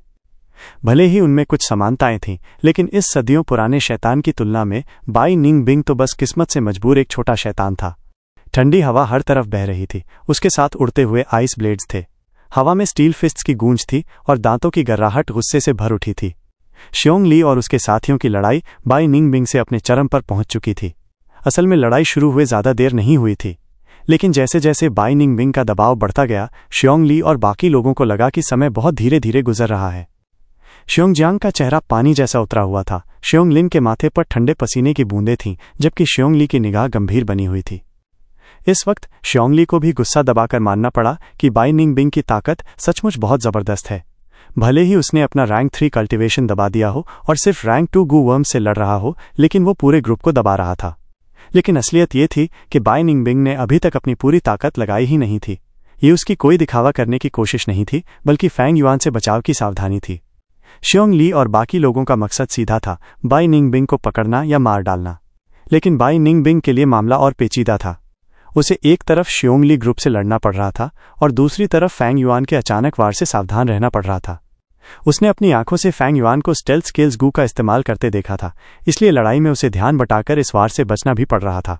लेकिन अब तक फैंग युआन ने कोई चाल नहीं चली थी। क्या वो चला गया? नामुमकिन। भले ही हमारी पहली मुलाकात हो, लेकिन वो पीछे हटने वाला इंसान नहीं है। वो जरूर कुछ करेगा। अभी बस वक्त का इंतजार कर रहा है। बाई निंग बिंग ने आइस ब्लेड घुमाया और शियोंगली को दबाते हुए मन ही मन सोचा। वो न सिर्फ ताकत से लड़ रहा था, बल्कि फैंग युआन के साथ दिमागी लड़ाई भी लड़ रहा था। फैंग युआन का हमला न करना खुद बाई निंग बिंग पर और दबाव डाल रहा था। म्यान में छिपी तलवार सबसे खतरनाक होती है, क्योंकि कोई अंदाजा नहीं लगा सकता कि वो कब और कहाँ चलेगी। फैंग युआन ने वार न करके भी बाई निंग बिंग का ध्यान बटा रखा था। अगर ऐसा न होता तो शियोंगली का ग्रुप बहुत पहले हार चुका होता, वरना वे इतने देर तक टिक ही नहीं सकते थे। ये बाई निंग बिंग बड़ा चालाक है। पहले उसने बोल्ड लाइटनिंग वुल्फ को तुरंत मार डाला, जिससे मेरा प्यादा खत्म हो गया। फिर उसने चोट खाने का खतरा उठाकर शोंगली ग्रुप के हीलिंग गू मास्टर को मार डाला। ये सब उसके हालात के हिसाब से सबसे सही फैसले थे। वो शोंगली ग्रुप से जमकर लड़ रहा है, फिर भी मेरे हमले से बचने के लिए ताकत रोक रहा है। असल में पास के पेड़ की छाया में फेंग युआन हाथ बांधे खड़ा देख रहा था। उसकी आंखों में झलकती अनिश्चितता थी। वो हमला करना चाहता था, लेकिन मौका नहीं मिल रहा था। फिर भी वो बेचैन नहीं था। जितनी देर ये लड़ाई चलेगी, बाई निंगबिंग की ताकत उतनी ही घटती जाएगी। 10 एक्सट्रीम बॉडीज का प्राइमेवल एसेंस रिकवर करने का रेट बहुत तेज होता है, ए ग्रेड से भी ज़्यादा, लेकिन फिर भी धीरे धीरे खत्म होता जाता है। जितना लंबा समय बीतेगा, बाई निंगबिंग का एपर्चर उतना ही खाली होता जाएगा और जीत का तराजू धीरे धीरे फेंग युआन की तरफ झुक जाएगा। अगर बाई निंगबिंग के एपर्चर में प्राइमेवल एसेंस न बचे तो भले ही वो northern dark ice soul body हो, एक मून ब्लेड से उसका सिर उड़ जाएगा। फेंग युआन ये जानता था और बाई निंगबिंग भी इस बात से वाकिफ था। हालांकि अभी उसका पल्ला भारी था, लेकिन उसका दिल बोझिल होता जा रहा था। ऐसे नहीं चलेगा। बाई निंगबिंग की नीली आंखें चमकी। उसने बड़ा कदम पीछे लिया और शोंगली ग्रुप से दूरी बना ली। फिर उसने गहरी सांस खींची। उसका गला फूलने लगा जैसे पेट से कुछ ऊपर उठ रहा हो। उसने मुश्किल से मुंह खोला। उसके मुंह से एक नीली बर्फीली चिड़िया निकली। उसका सिर सफ़ेद दांतों के बीच से ऊपर उठा। उसने चारों ओर देखा और जल्द ही एक नज़र पर टिक गई। फड़फड़ाते हुए वो नीली चिड़िया बाहर कूदी और शोंगली की ओर उड़ चली। वो चिड़िया दिखने में कबूतर जैसी प्यारी थी, लेकिन उसे देखते ही शोंगली और उसके साथियों का चेहरा उतर गया। Rank 3 blue bird ice coffin GU। जल्दी बचो, हट जाओ। शियोंगली का ग्रुप घबराकर इधर उधर भागने लगा, लेकिन ये आइसबर्ड मूनब्लेड जैसी नहीं थी। एक बार निकलने के बाद ये अपने निशाने पर टिक जाती है। वो चिड़िया शोंगली ग्रुप के सपोर्ट गू मास्टर से टकराई और फट गई। ठंडी हवा हर तरफ फैल गई। नीली रोशनी का तेज धमाका पूरे मैदान को रोशन कर गया। अगले ही पल नीली रोशनी बिखर गई और वहां एक पारदर्शी बर्फ का टुकड़ा दिखाई दिया, हल्का नीला चमकता हुआ। उस गू मास्टर का शरीर उस बर्फ के अंदर बंद था। उसका चेहरा मौत से पहले का डर और घबराहट दिखा रहा था, लेकिन अब उसमें जिंदगी का कोई निशान नहीं था। भले ही बाई निंगबिंग रैंक 3 गू मास्टर था, लेकिन रैंक 3 गू वर्म का इस्तेमाल करते ही उसके एपर्चर का रैंक 2 प्राइमेवल एसेंस बहुत तेजी से खत्म होने लगता और दबाई हुई कल्टीवेशन की वजह से वो असली ताकत भी नहीं दिखा सकता था। ऊपर से एक बार इस्तेमाल के बाद दुश्मन को मौका मिल सकता था हमला करने का, लेकिन शियोंगली और उसके साथी इस ब्लूबर्ड आइस कॉफिन गू से सहम गए थे। बाई निंगबिंग ने और वार नहीं किया, बल्कि मुड़कर मैदान छोड़ने लगा। यह उसका समझदारी भरा फैसला था, क्योंकि अगर वो लड़ाई खींचता तो हालात उसके लिए और खराब हो जाते। धत्त तेरे की। बाई निंगबिंग, अगर दम है तो मत भाग। बड़े भाई शोंग सिन को उसने मार डाला, उसे मारो, बदला लो। शियोंगली ग्रुप गालियां दे रहा था, लेकिन पीछा नहीं कर सका। पहले 4 लोग मिलकर किसी तरह घेरा बना पा रहे थे, लेकिन अब एक साथी के कम होने से बाई निंगबिंग ने आसानी से ब्लॉकेड तोड़ दिया। जब वो मैदान छोड़ने ही वाला था, तभी झाड़ियों से एक मून ब्लेड निकली और कोई छलांग लगाकर सामने आ गया। बाई निंगबिंग ने आइस प्लेट घुमाकर मून ब्लेड को डिस्पेल्ड किया, लेकिन तभी किसी ने उसके पेट पर वार कर दिया, जिससे वो 3 बड़े कदम पीछे फेंका गया। इस बीच शियोंगली और बाकी होश में आकर फिर से उसे घेरने लगे। बाई निंगबिंग ने उन्हें नज़रअंदाज किया और नए आने वाले को देखते हुए हंस दिया। तो आखिरकार तुम आ ही गए। ये फेंग युआन है। शियोंगलिन की आंखें चमकी, उम्मीद की किरण दिखी। फेंग युआन, बहुत अच्छा किया। शियोंग जियांग खुशी से चिल्लाया।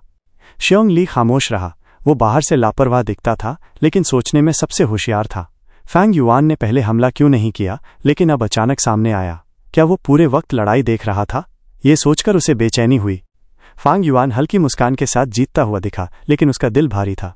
बाई निंगबिंग का पीछे हटना दरअसल उसे बाहर खींचने का तरीका था। फेंग युआन उसके इरादों को समझ चुका था, लेकिन फिर भी सामने आना पड़ा। उसने शियोंगली के चेहरे का भी ध्यान रखा था और यही उम्मीद की थी। चिंता मत करो सब लोग, उसने कहा। मैंने क्लैन को खबर कर दी है, थोड़ी देर टिके रहो, रीइंफोर्समेंट्स रास्ते में हैं। शियोंगली ने राहत की सांस ली। शोंगलिन और शोंग जियांग की लड़ाई की आग और तेज हो गई और बाई निंगबिंग हंस पड़ा। हा, तो इसका नाम फेंग युआन है, बड़ा मजेदार आदमी है। अब तो मैं तुझे और ज्यादा मारना चाहता हूँ। माफ करना, लेकिन तुममें वो काबिलियत नहीं है। फेंग युआन की आंखों में ठंडी चमक आई। उसने कदम आगे बढ़ाया। बाई निंगबिंग, हेवेंस तुझे मारना चाहता है, अब तू खत्म है। शोंग जियांग दांत भींचते हुए दौड़ा। बाई निंगबिंग, तू बहुत घमंडी है, आज तुझे इसका दाम चुकाना पड़ेगा। शियोंगलिन गर्जा पीछे से हमला करता हुआ। फेंग युआन, थोड़ा पीछे रहो, हमें सपोर्ट करो और बाई निंगबिंग को भागने से रोकना, शियोंगली बोला। अगर फेंग युआन सीधे बीच में कूद जाता तो उनकी टीम की केमिस्ट्री बिगड़ जाती। लड़ाई जारी रही। फेंग युआन का चेहरा शांत था, लेकिन उसके हमले लगातार चल रहे थे। उसने शियोंगली की बातों को अनसुना कर दिया। शियोंगली ग्रुप भौहें चढ़ा रहा था। बाहर से दखल देने से उनकी फॉर्मेशन बिगड़ सकती थी, लेकिन फैंग युआन का हर वार तेज और सही मौके पर था, जिससे उन्हें मदद मिल रही थी। पहले शोंगली उस पर गरजा, लेकिन फिर चुप हो गया। धीरे धीरे उसके चेहरे पर हैरानी और फिर प्रशंसा झलकने लगी। फैंग युआन ने बहुत कम वार किए, लेकिन हर एक वार लड़ाई की दिशा पलटने वाला था। उसकी मास्टर लेवल मेथड्स ने पूरे हालात उसके हाथ में कर दिए। शियोंग ली का ग्रुप पहले बाई निंगबिंग से दबा हुआ था और 2 साथी भी मर चुके थे, लेकिन फैंग युआन के जुड़ने और तीनों की संयुक्त ताकत से अब उन्होंने बाई निंगबिंग को घेर लिया। बाई निंगबिंग, अब मर जा। शियोंग ली गरजता हुआ उछला और भारी मुक्का मारा। बाई निंगबिंग बचना चाहता था, लेकिन उसी वक्त फैंग युआन ने सामने से मून ब्लेड छोड़ा, जिससे उसकी छलांग का रास्ता बंद हो गया। मजबूरी में बाई निंगबिंग को सीधा वार झेलना पड़ा। Water shield GU। उसकी नाक से 2 लहरें निकलीं, जो घूमकर उसके चारों तरफ गोल घेरा बना गईं। जबरदस्त टक्कर की आवाज हुई। शियोंग ली का मुक्का उस घेरे को तोड़ गया, लेकिन इससे मुक्के की पूरी ताकत भी बिखर गई और बाई निंगबिंग मौत से बच निकला। फिर भी शियोंग ली ने फैंग युआन की ओर देखा। उसकी आंखों में प्रशंसा थी। अगर फैंग युआन की बेहतरीन मदद ना होती तो ये वार बाई निंगबिंग आसानी से बच जाता और प्राइमीवल एसेंस खर्च भी ना करना पड़ता। फिर water shield GU। Fang Yuan ने शियोंग ली की नज़र की परवाह नहीं की। उसकी निगाह बाई निंगबिंग पर थी, माथे पर शिकन लिए। यही वाटर शील्ड गू उसकी मुश्किल आसान कर रहा था। इसकी ताकत व्हाइट जेड गू से भी ज्यादा थी, लेकिन इसकी कमजोरी थी। इसे पूरी ताकत तभी मिलती जब वो गोल आकार बनाता और पानी की लहरें चारों ओर घूमकर वार की ताकत फैला देती। अगर बाई निंगबिंग दीवार के पास हो तो गोल घेरा नहीं बना पाएगा और उसकी रक्षा आधी रह जाएगी। किंग माओ माउंटेन के जंगलों में बहुत सी जगहें थी, लेकिन बाई निंगबिंग हमेशा सावधानी से खुली जगह ही चुनता था। जब तक मैं इस वाटर शील्ड गू का हल नहीं निकालता, बाई निंगबिंग को फंसा नहीं सकता। लेकिन कैसे? फैंग युआन सोच ही रहा था कि तभी बाई निंगबिंग के मुंह से फिर एक नीली चिड़िया निकली। शियोंग ली और बाकी डर गए, लेकिन फैंग युआन बिल्कुल घबराया नहीं। उसने ठंडी हंसी भरी और मून ब्लेड छोड़ा। धाम की आवाज के साथ मून ब्लेड उस आइसबर्ड से टकराया और उसे फोड़ डाला। बाई निंगबिंग गुर्राया, क्योंकि वो बहुत करीब था और धमाके से वो खुद भी टकराया। उसका शरीर हवा में उछला और जमीन पर गिर पड़ा। साथ ही उसका आधा बायां हाथ जमकर बेकार हो गया। डिवाइन अपॉर्चुनिटी, ये देखकर शियोंग ली की आंखें चमक उठीं। वो चिल्लाया, मर जा, और एक और भारी मुक्का बाई निंगबिंग की ओर बढ़ा। ये वार बहुत भयानक था, और क्योंकि बाई निंगबिंग जमीन पर गिरा था, वाटर शील्ड गू की ताकत आधी से भी कम रह गई थी। अगर ये मुक्का उसके सिर पर लगता तो बाई निंगबिंग तुरंत मर जाता। जैसे ही शियोंग ली का मुक्का बाई निंगबिंग को लगने ही वाला था, शियोंग लिन और शियोंग जियांग के चेहरे पर खुशी की झलक दिखाई दी। केवल फैंग युआन ही दूर खड़ा था। उसकी आंखों में गहरी गंभीरता चमक रही थी। उसे बाई निंगबिंग की समझ थी। वो कैसे इतनी साधारण गलती कर सकता है। जैसा कि उम्मीद थी, उसी पल बाई निंगबिंग ने अचानक वार किया। उसका दाहिना हाथ और बाह की पूरी चमड़ी नीली बर्फीली पारदर्शिता में बदल गई। हड्डियां तक बाहर से साफ नजर आ रही थीं। उसने अपनी उंगलियों को सीधा कर हथेली को तलवार का आकार दिया और बिजली जैसी तेजी से वार करते हुए शियोंग ली के दिल को भेद डाला। उर्घ! शियोंग ली का गिरता हुआ शरीर बीच में ही रुक गया। वो फटी हुई आंखों से नीचे देखता रहा, अपनी छाती को अविश्वास से देखता हुआ। कैसे हो सकता है? लॉर्ड जियांग ली! अचानक हुए इस मोड़ पर शियोंग जियांग और शियोंग लिन यकीन ही नहीं कर पा रहे थे। तुम सोचते हो कि मेरा दाहिना हाथ सच में तुम्हारे मुक्के से टूट गया? भोले लोग!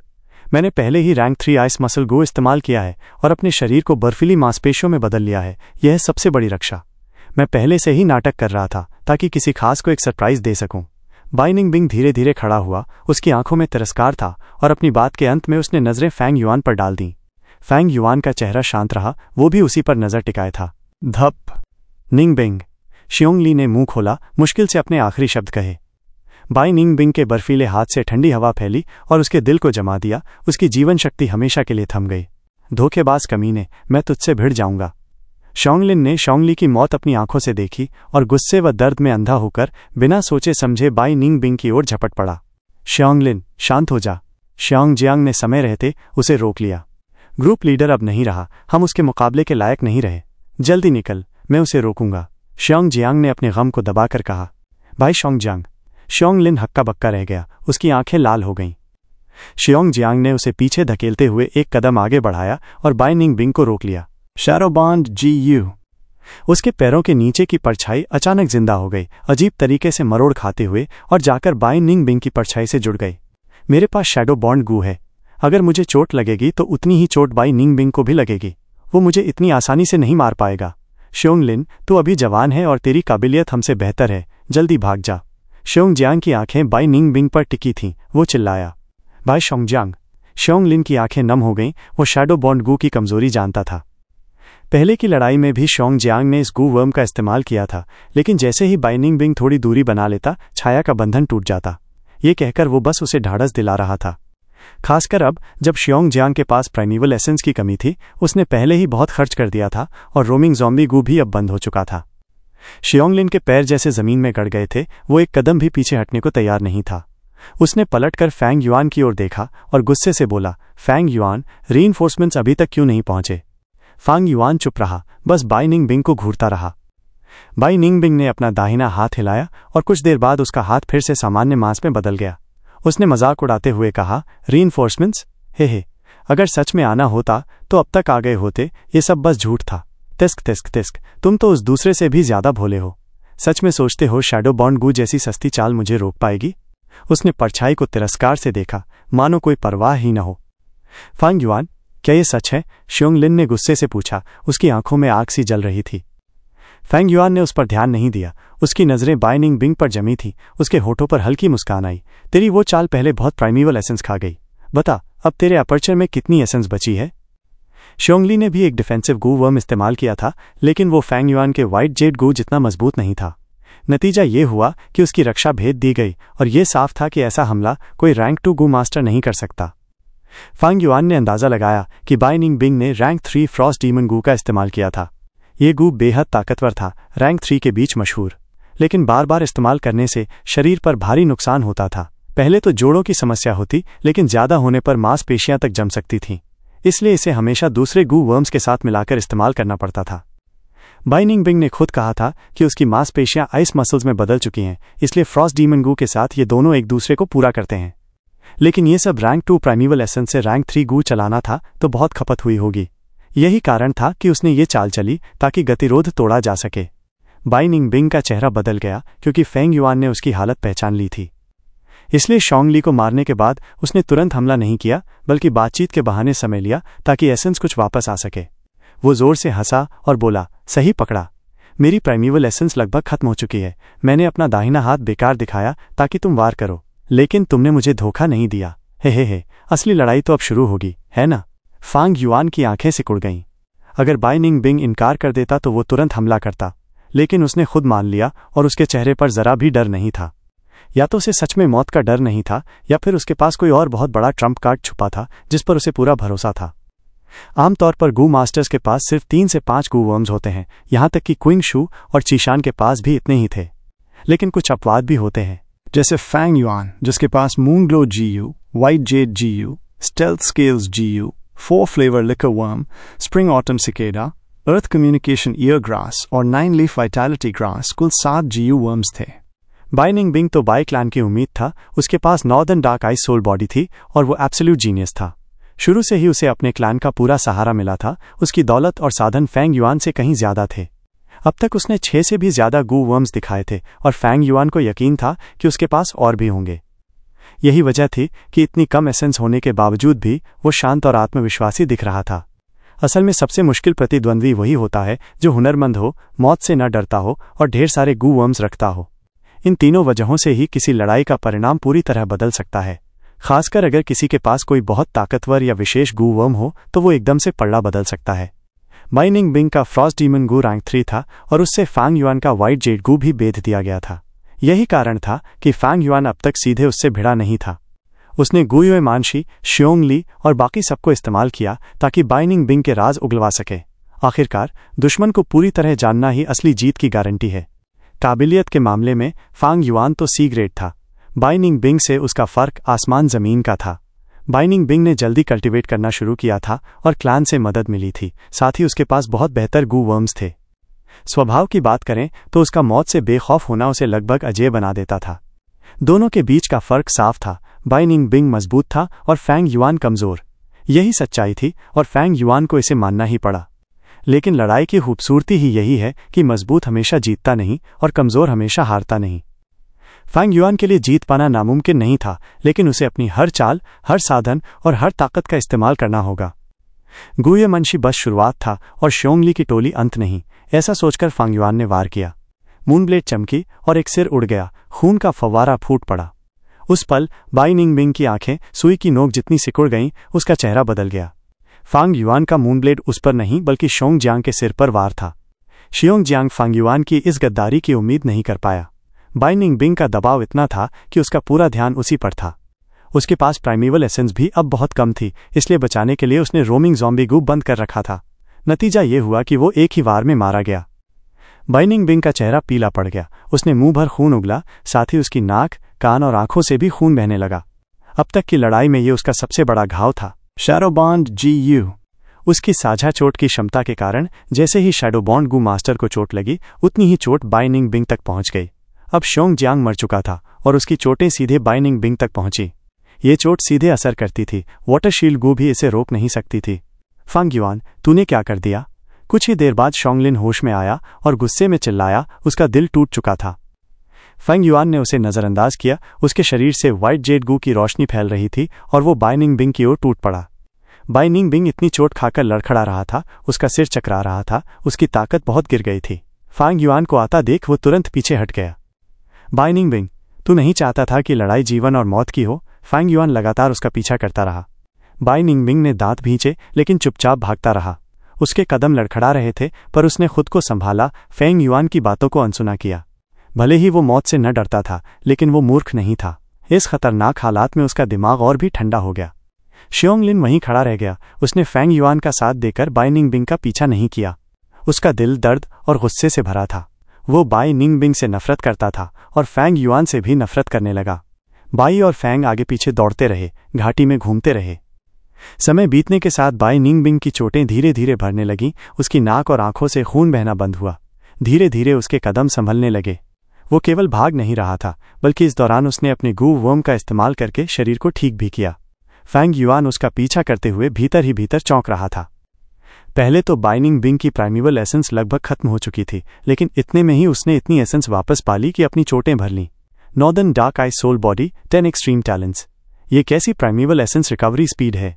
जितना वो जान रहा था, उतना ही उसकी बाई निंगबिंग को मारने की ठान मजबूत होती जा रही थी। मूनग्लो GU।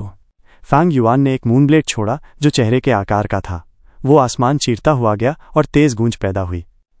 बाई निंगबिंग ने यह आवाज़ सुनी और बचने की कोशिश की, लेकिन फिर भी उसका हाथ कटकर अलग हो गया। खून बह निकला, लेकिन तुरंत ही चोट बर्फ की परत से ढक गई और खून रुक गया। उसने आइस मसल्स हासिल कर लिए थे और ये वैसे ही था जैसे ब्लैक एंड व्हाइट बोर गू से ताकत बढ़ती है। इसके लिए प्राइमेवल एसेंस की जरूरत नहीं पड़ती। लेकिन बाई निंगबिंग का दिल डूबता जा रहा था। पुरानी चोटें भरी नहीं कि नई लग गईं। साफ था, फेंग युआन उसे धीरे धीरे पीसकर मारना चाहता था। हे, कभी किसी ने मुझे इतनी बुरी हालत में नहीं धकेला। फेंग युआन, तू वाकई दिलचस्प है। जब मैं ठीक हो जाऊंगा तो तुझे जरूर मार डालूंगा। बाई निंगबिंग भागते हुए मन ही मन चीख रहा था। फेंग युआन से निकल रही मर्डरस इंटेंट ने उसका दम घोंट दिया था। उसके लिए यह पहली बार था। मौत की गहरी आभा ने उसके जिस्म को कांपा दिया, मगर उसी के साथ एक टेढ़ी मेढ़ी उत्तेजना भी जगा दी। उसके पीछे फेंग युआन पीछा करता हुआ और नजदीक आ रहा था। ले ये!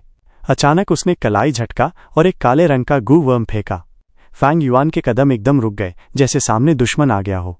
लेकिन पास जाकर देखा तो समझ गया ये तो शियोंग जहन वाला प्लंडर गू है। हल्की आवाज के साथ फेंग युआन ने इस गू वर्म को पकड़ लिया। प्लंडर गू एक काला भृंग था। साधारण आकार में इसके सिर पर 2 धातु जैसे एंटेना थे और पीठ पर सफेद धब्बे। स्प्रिंग ऑटम सिकेडा की आभा दिखाते ही फेंग युआन ने आसानी से इस प्लंडर गू को रिफाइन कर लिया और थोड़ी प्राइमेवल एसेंस लगाकर अपने अपर्चर में रख लिया। वो पीछा करता रहा। बाई निंगबिंग ने इतनी चाल अपनाई, इसका मतलब उसकी चोटें और हालत बहुत खराब थी। लेकिन इस चाल से उसने फिर थोड़ा फासला बना लिया। अफसोस, मेरे पास कोई मूवमेंट गू वर्म नहीं है। अगर होता तो मैं बाई निंगबिंग को अभी तक पकड़ चुका होता, फेंग युआन ने मन ही मन सोचा। ये फेंग युआन, इसने प्लंडर गू को तुरंत रिफाइन कर लिया। बाई निंगबिंग चौंक गया। उसने ये प्लंडर गू हासिल करके कई दिनों से रिफाइन करने की कोशिश की थी। थोड़ा बहुत प्रगति हुई थी, लेकिन सफलता नहीं। कारण भी साफ था, शियोंग जान की मौत का अप्रत्यक्ष जिम्मेदार वही था। गू की विल शियोंग जान से आई थी, इसलिए बाई निंगबिंग के प्रति ज्यादा नफरत रखती थी और रिफाइन करना मुश्किल बना रही थी। लेकिन फेंग युआन ने उसे एक पल में रिफाइन कर लिया। बाई निंगबिंग ने बस तिरछी नजर से ये देखा और उसका दिल दहल गया। कुछ खास गू वर्म्स ही ऐसा कर सकते हैं, मगर बाई निंगबिंग ने कभी ऐसा गू वर्म नहीं पाया था। सोचो, फेंग युआन के पास है। अनजाने ही वो फेंग युआन से और सतर्क हो गया। फेंग युआन की छवि उसके दिल में और खतरनाक और रहस्यमय हो गई। मगर समय बीतते बीतते अब फैंग युआन का दिल डूबने लगा। जितना वक्त बीतेगा उतना ही बाई निंगबिंग की प्राइमेवल एसेंस और चोटें ठीक होती जाएंगी। फैंग युआन की बढ़त धीरे धीरे कम होती जाएगी। शायद इस बार मैं उसे मार नहीं पाऊंगा, फैंग युआन ने दिल में आ भरी। इस रफ्तार से ज़्यादा देर नहीं लगेगी कि बाई निंगबिंग फिर से ठीक हो जाएगा। हालांकि फैंग युआन लगातार मूनग्लो गू से उसकी चोटें गहरी कर रहा था, पर northern dark ice soul body की प्रतिभा कमाल की थी, जैसे खुदा का दिया हुआ तोहफा। उसकी प्राइमेवल एसेंस रिकवरी तो फैंग युआन के प्राइमेवल स्टोन्स इस्तेमाल करने से भी तेज थी। जब तक आगे कोई वुल्फ पैक न मिल जाए और वो उसमें फंस न जाए, या फिर कोई गू मास्टर का ग्रुप मिल जाए जो थोड़ी देर बाई निंगबिंग को रोक सके। लेकिन अगर वो बाई क्लैन का ग्रुप हुआ तो मैं मुश्किल में पड़ जाऊंगा।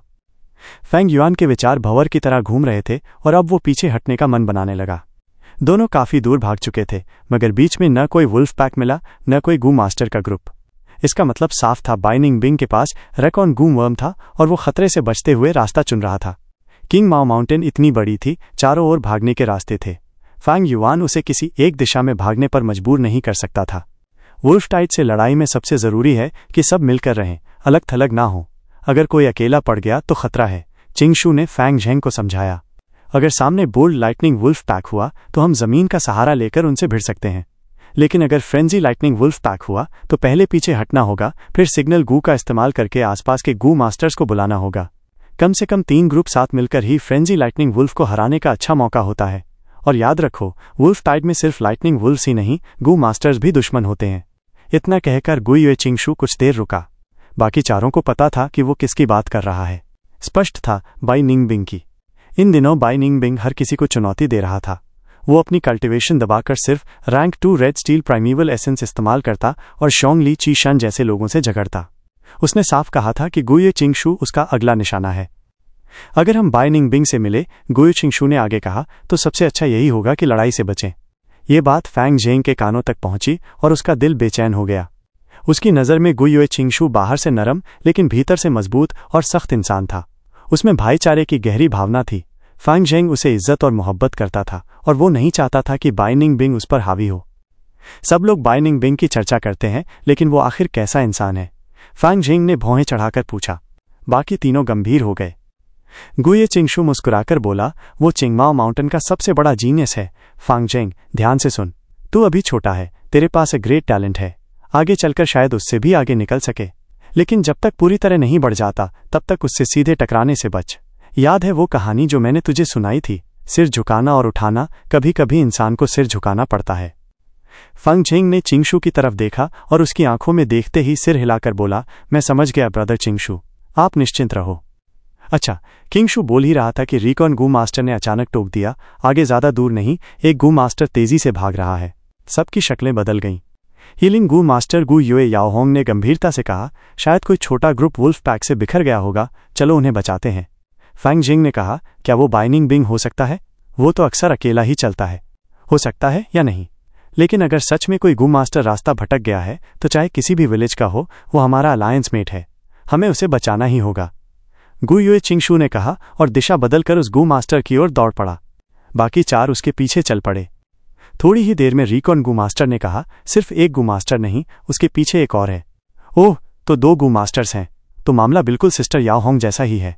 कोई ग्रुप वुल्फ पैक से बिखर गया लगता है। फैंग झेंग ने चैन की सांस ली। गुयुए चिंगशू की शक्ल शांत रही, मगर बाकी तीनों थोड़े निश्चिंत हो गए। ऊपर से देखा जाए तो किंगशू का ग्रुप, फैंग युआन और बाई निंगबिंग सब माउंटेन रोड पर एक दूसरे के करीब आ रहे थे। बाई निंगबिंग का चेहरा बदल गया। उसके रिकॉन गू ने 5 गू मास्टर्स का ग्रुप आते हुए महसूस किया। उसने तुरंत दिशा बदल ली। हालांकि उसके पास रिकॉन गू वर्म था, पर वो सामने वालों की पहचान नहीं बता सकता था। हर गू वर्म की अपनी खास एबिलिटी होती है और अपनी कमी भी। जैसे फैंग युआन का अर्थ कम्युनिकेशन ईयरग्रास ये आवाज़ सुन सकता है और पैरों की आहट पकड़ सकता है, मगर ये नहीं जान सकता कि आवाज़ मर्द की है या औरत की।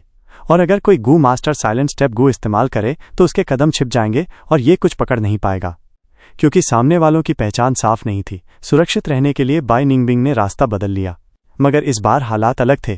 क्विंगशू का ग्रुप सभी एलीट था और उनका रिकॉन गू मास्टर पेशेवर था। कोई है। थोड़ी ही देर में फैंग युआन ने भी चिंगशू के ग्रुप को महसूस किया। वो दौड़ रहा था। उसके दाएं कान से जड़ें निकली थीं, लेकिन जमीन में नहीं गड़ी थीं, इसलिए उसकी डिटेक्शन रेंज आधी रह गई थी। बाई निंगबिंग ने फिर दिशा बदल ली, लेकिन चिंगशू का ग्रुप भी तुरंत दिशा बदलकर उनका पीछा करने लगा। इस तरह फैंग युआन और बाई निंगबिंग दोनों के चेहरे गंभीर हो गए। दोनों चतुर थे, तुरंत समझ गए ये अनजान ग्रुप सबसे बड़ा अनसर्टेनिटी है, यही लड़ाई का नतीजा तय करेगा। अगर ये बाई क्लैन का ग्रुप हुआ तो मैं तुरंत स्टेल्थ स्केल्स गू इस्तेमाल कर पीछे हट जाऊंगा, लेकिन अगर दूसरे दोनों क्लैंस का हुआ तो हे। फैंग युआन की आंखों में ठंडी चमक झलकी। उसे पता था ये फैसला जोखिम भरा है। अगर वो बाई क्लैन का ग्रुप हुआ और उनके पास डिटेक्शन का तरीका हुआ तो उसे घेर लिया जाएगा, लेकिन अगर उसने ये मौका गंवा दिया तो शायद कभी बाई निंगबिंग को मारने का दूसरा मौका ना मिले।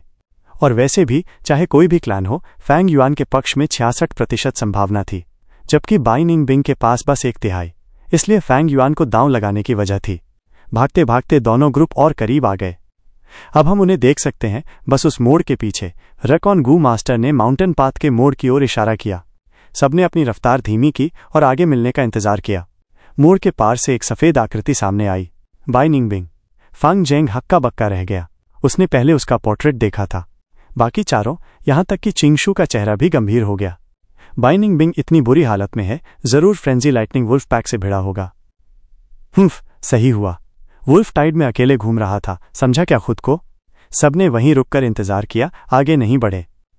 बाई निंगबिंग की हालत और उसके चेहरे पर भागने के भाव देखकर किंगशू का ग्रुप अंदर ही अंदर खुश हुआ। लेकिन तभी मोड़ के उस पार से आवाज आई। फैंग युआन चिल्लाया, बाई निंगबिंग, तू क्यों भाग रहा है?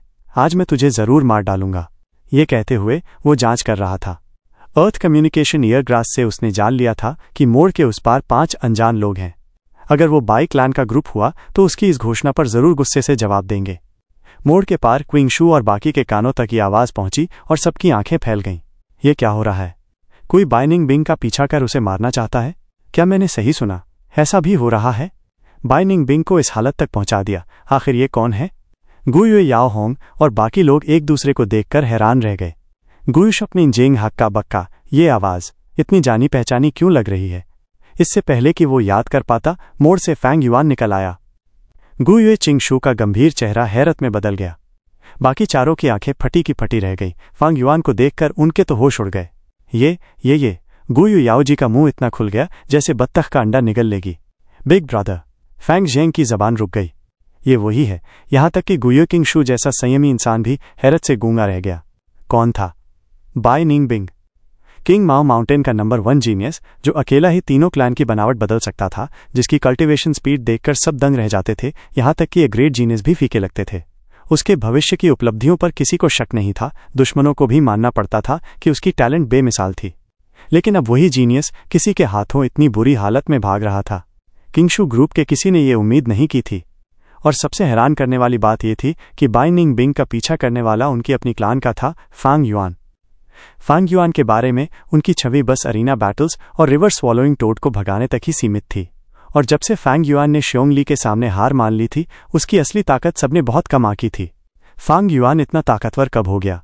क्यूइंगशू ग्रुप ये बात मान नहीं पा रहा था। फैंग युआन मोड़ से मुड़ा। गुई जिंगशू, उसे देखकर उसका दिल चौंक गया। मैं बाजी जीत चुका हूं। बाई निंगबिंग, आज तेरी मौत का दिन है, फैंग युआन ने सोचा। वो जोर से बोला, छोटे भाई, तुम यहीं हो? बढ़िया, जल्दी बाई निंगबिंग को रोक लो। ये खतरनाक कातिल है जिसने शियोंगली ग्रुप और यहां तक कि हमारे क्लैन के गुयुए मानशी ग्रुप को भी मार डाला है। लेकिन हमारे क्लैन और विलेज में तो ट्रीटी हुआ है। नहीं, बाई निंगबिंग, फैंग युआन बाई निंगबिंग का पीछा कर पा रहा था। किंगशू ग्रुप हैरान था और अब उन्हें सब समझ आ रहा था। उन्हें लगा कि बाई निंगबिंग कई लड़ाइयां लड़कर थक चुका है, उसकी ताकत अपने न्यूनतम स्तर पर है और फैंग युआन ने इसी मौके का फायदा उठाया। क्या मैं यहां मर जाऊंगा? नहीं, मेरे पास अभी थोड़ा प्राइमिवल एसेंस बचा है, उससे मैं फ्रॉस्ट डीमन गू को सेल्फ डेटोनेट कर सकता हूं। अभी भी उम्मीद है, बाई निंगबिंग ने सोचा। उसके सामने चिंगशू ग्रुप और पीछे फैंग युआन। स्थिति बेहद खराब थी। असल में फैंग युआन और फैंग झेंग के रिश्ते में खटास थी। फैंग झेंग तो कभी फैंग युआन की बात नहीं मानता, लेकिन बाई निंगबिंग ये नहीं जानता था। वह आउटसाइडर था। उसने बस फैंग झेंग और फैंग युआन की शक्ल में समानता देखी और एक कड़ा फैसला लिया। उसने अपना दायां हाथ उठाया और सारी मेहनत से बचाया हुआ प्राइमिवल एसेंस फ्रॉस्ट डीमन गू में डाल दिया। उसके दाएं हाथ की मांसपेशियां हल्के नीले बर्फ में बदल गईं। बर्फ के अंदर सफेद हड्डियां साफ दिख रही थीं। धड़ाम, तेज धमाके के साथ बाई निंगबिंग का पूरा दायां हाथ फट गया। भाप और धुंध उठी और बेहद ठंडी हवा चारों तरफ पागलों की तरह फैलने लगी। कड़कड़ाहट की आवाजें। भीषण गर्मी के मौसम में भी शुद्ध सफेद बर्फ माउंटेन पाथ पर छा गई, मिट्टी और पेड़ों को ढक लिया। तापमान अचानक गिर गया। उसने पूरा दायां हाथ कुर्बान कर दिया।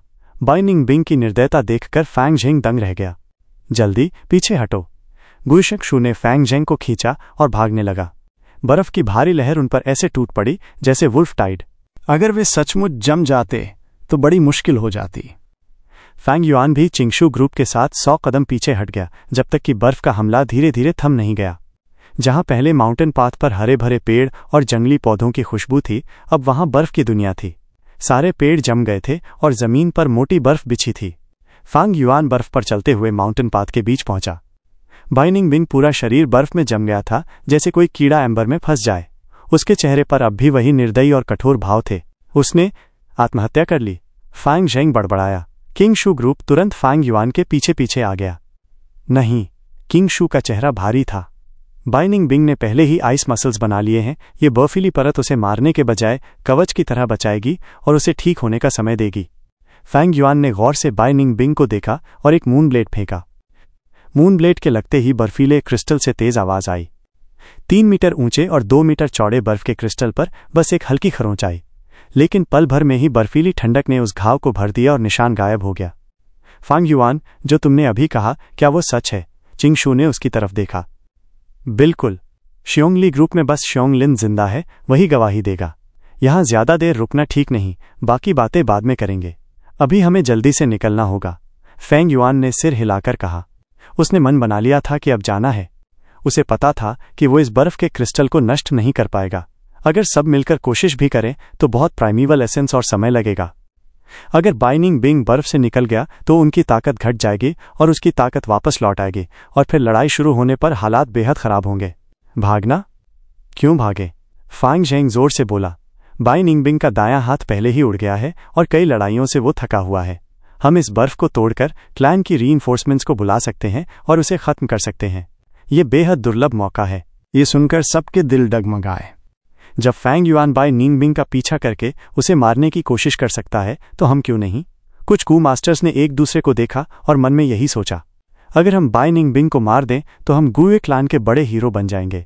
लेकिन अगर हमने उसे मार डाला तो बाई विलेज गुस्से में युद्ध शुरू कर देगा, और ऊपर से ये वुल्फ टाइड भी। नहीं, यही तो मौका है। वुल्फ टाइड के चलते अगर हमने बाई निंगबिंग को मार भी दिया तो बाई विलेज सिर्फ कड़वाहट निकलेगा। सही है, मरा हुआ जीनियस नहीं होता। सब डिस्कशन करने लगे। उनका मन फेम और ग्लोरी में लग गया। सचमुच बेवकूफ़ हैं ये लोग। इन्हें northern dark ice soul physique की ताकत का अंदाजा ही नहीं।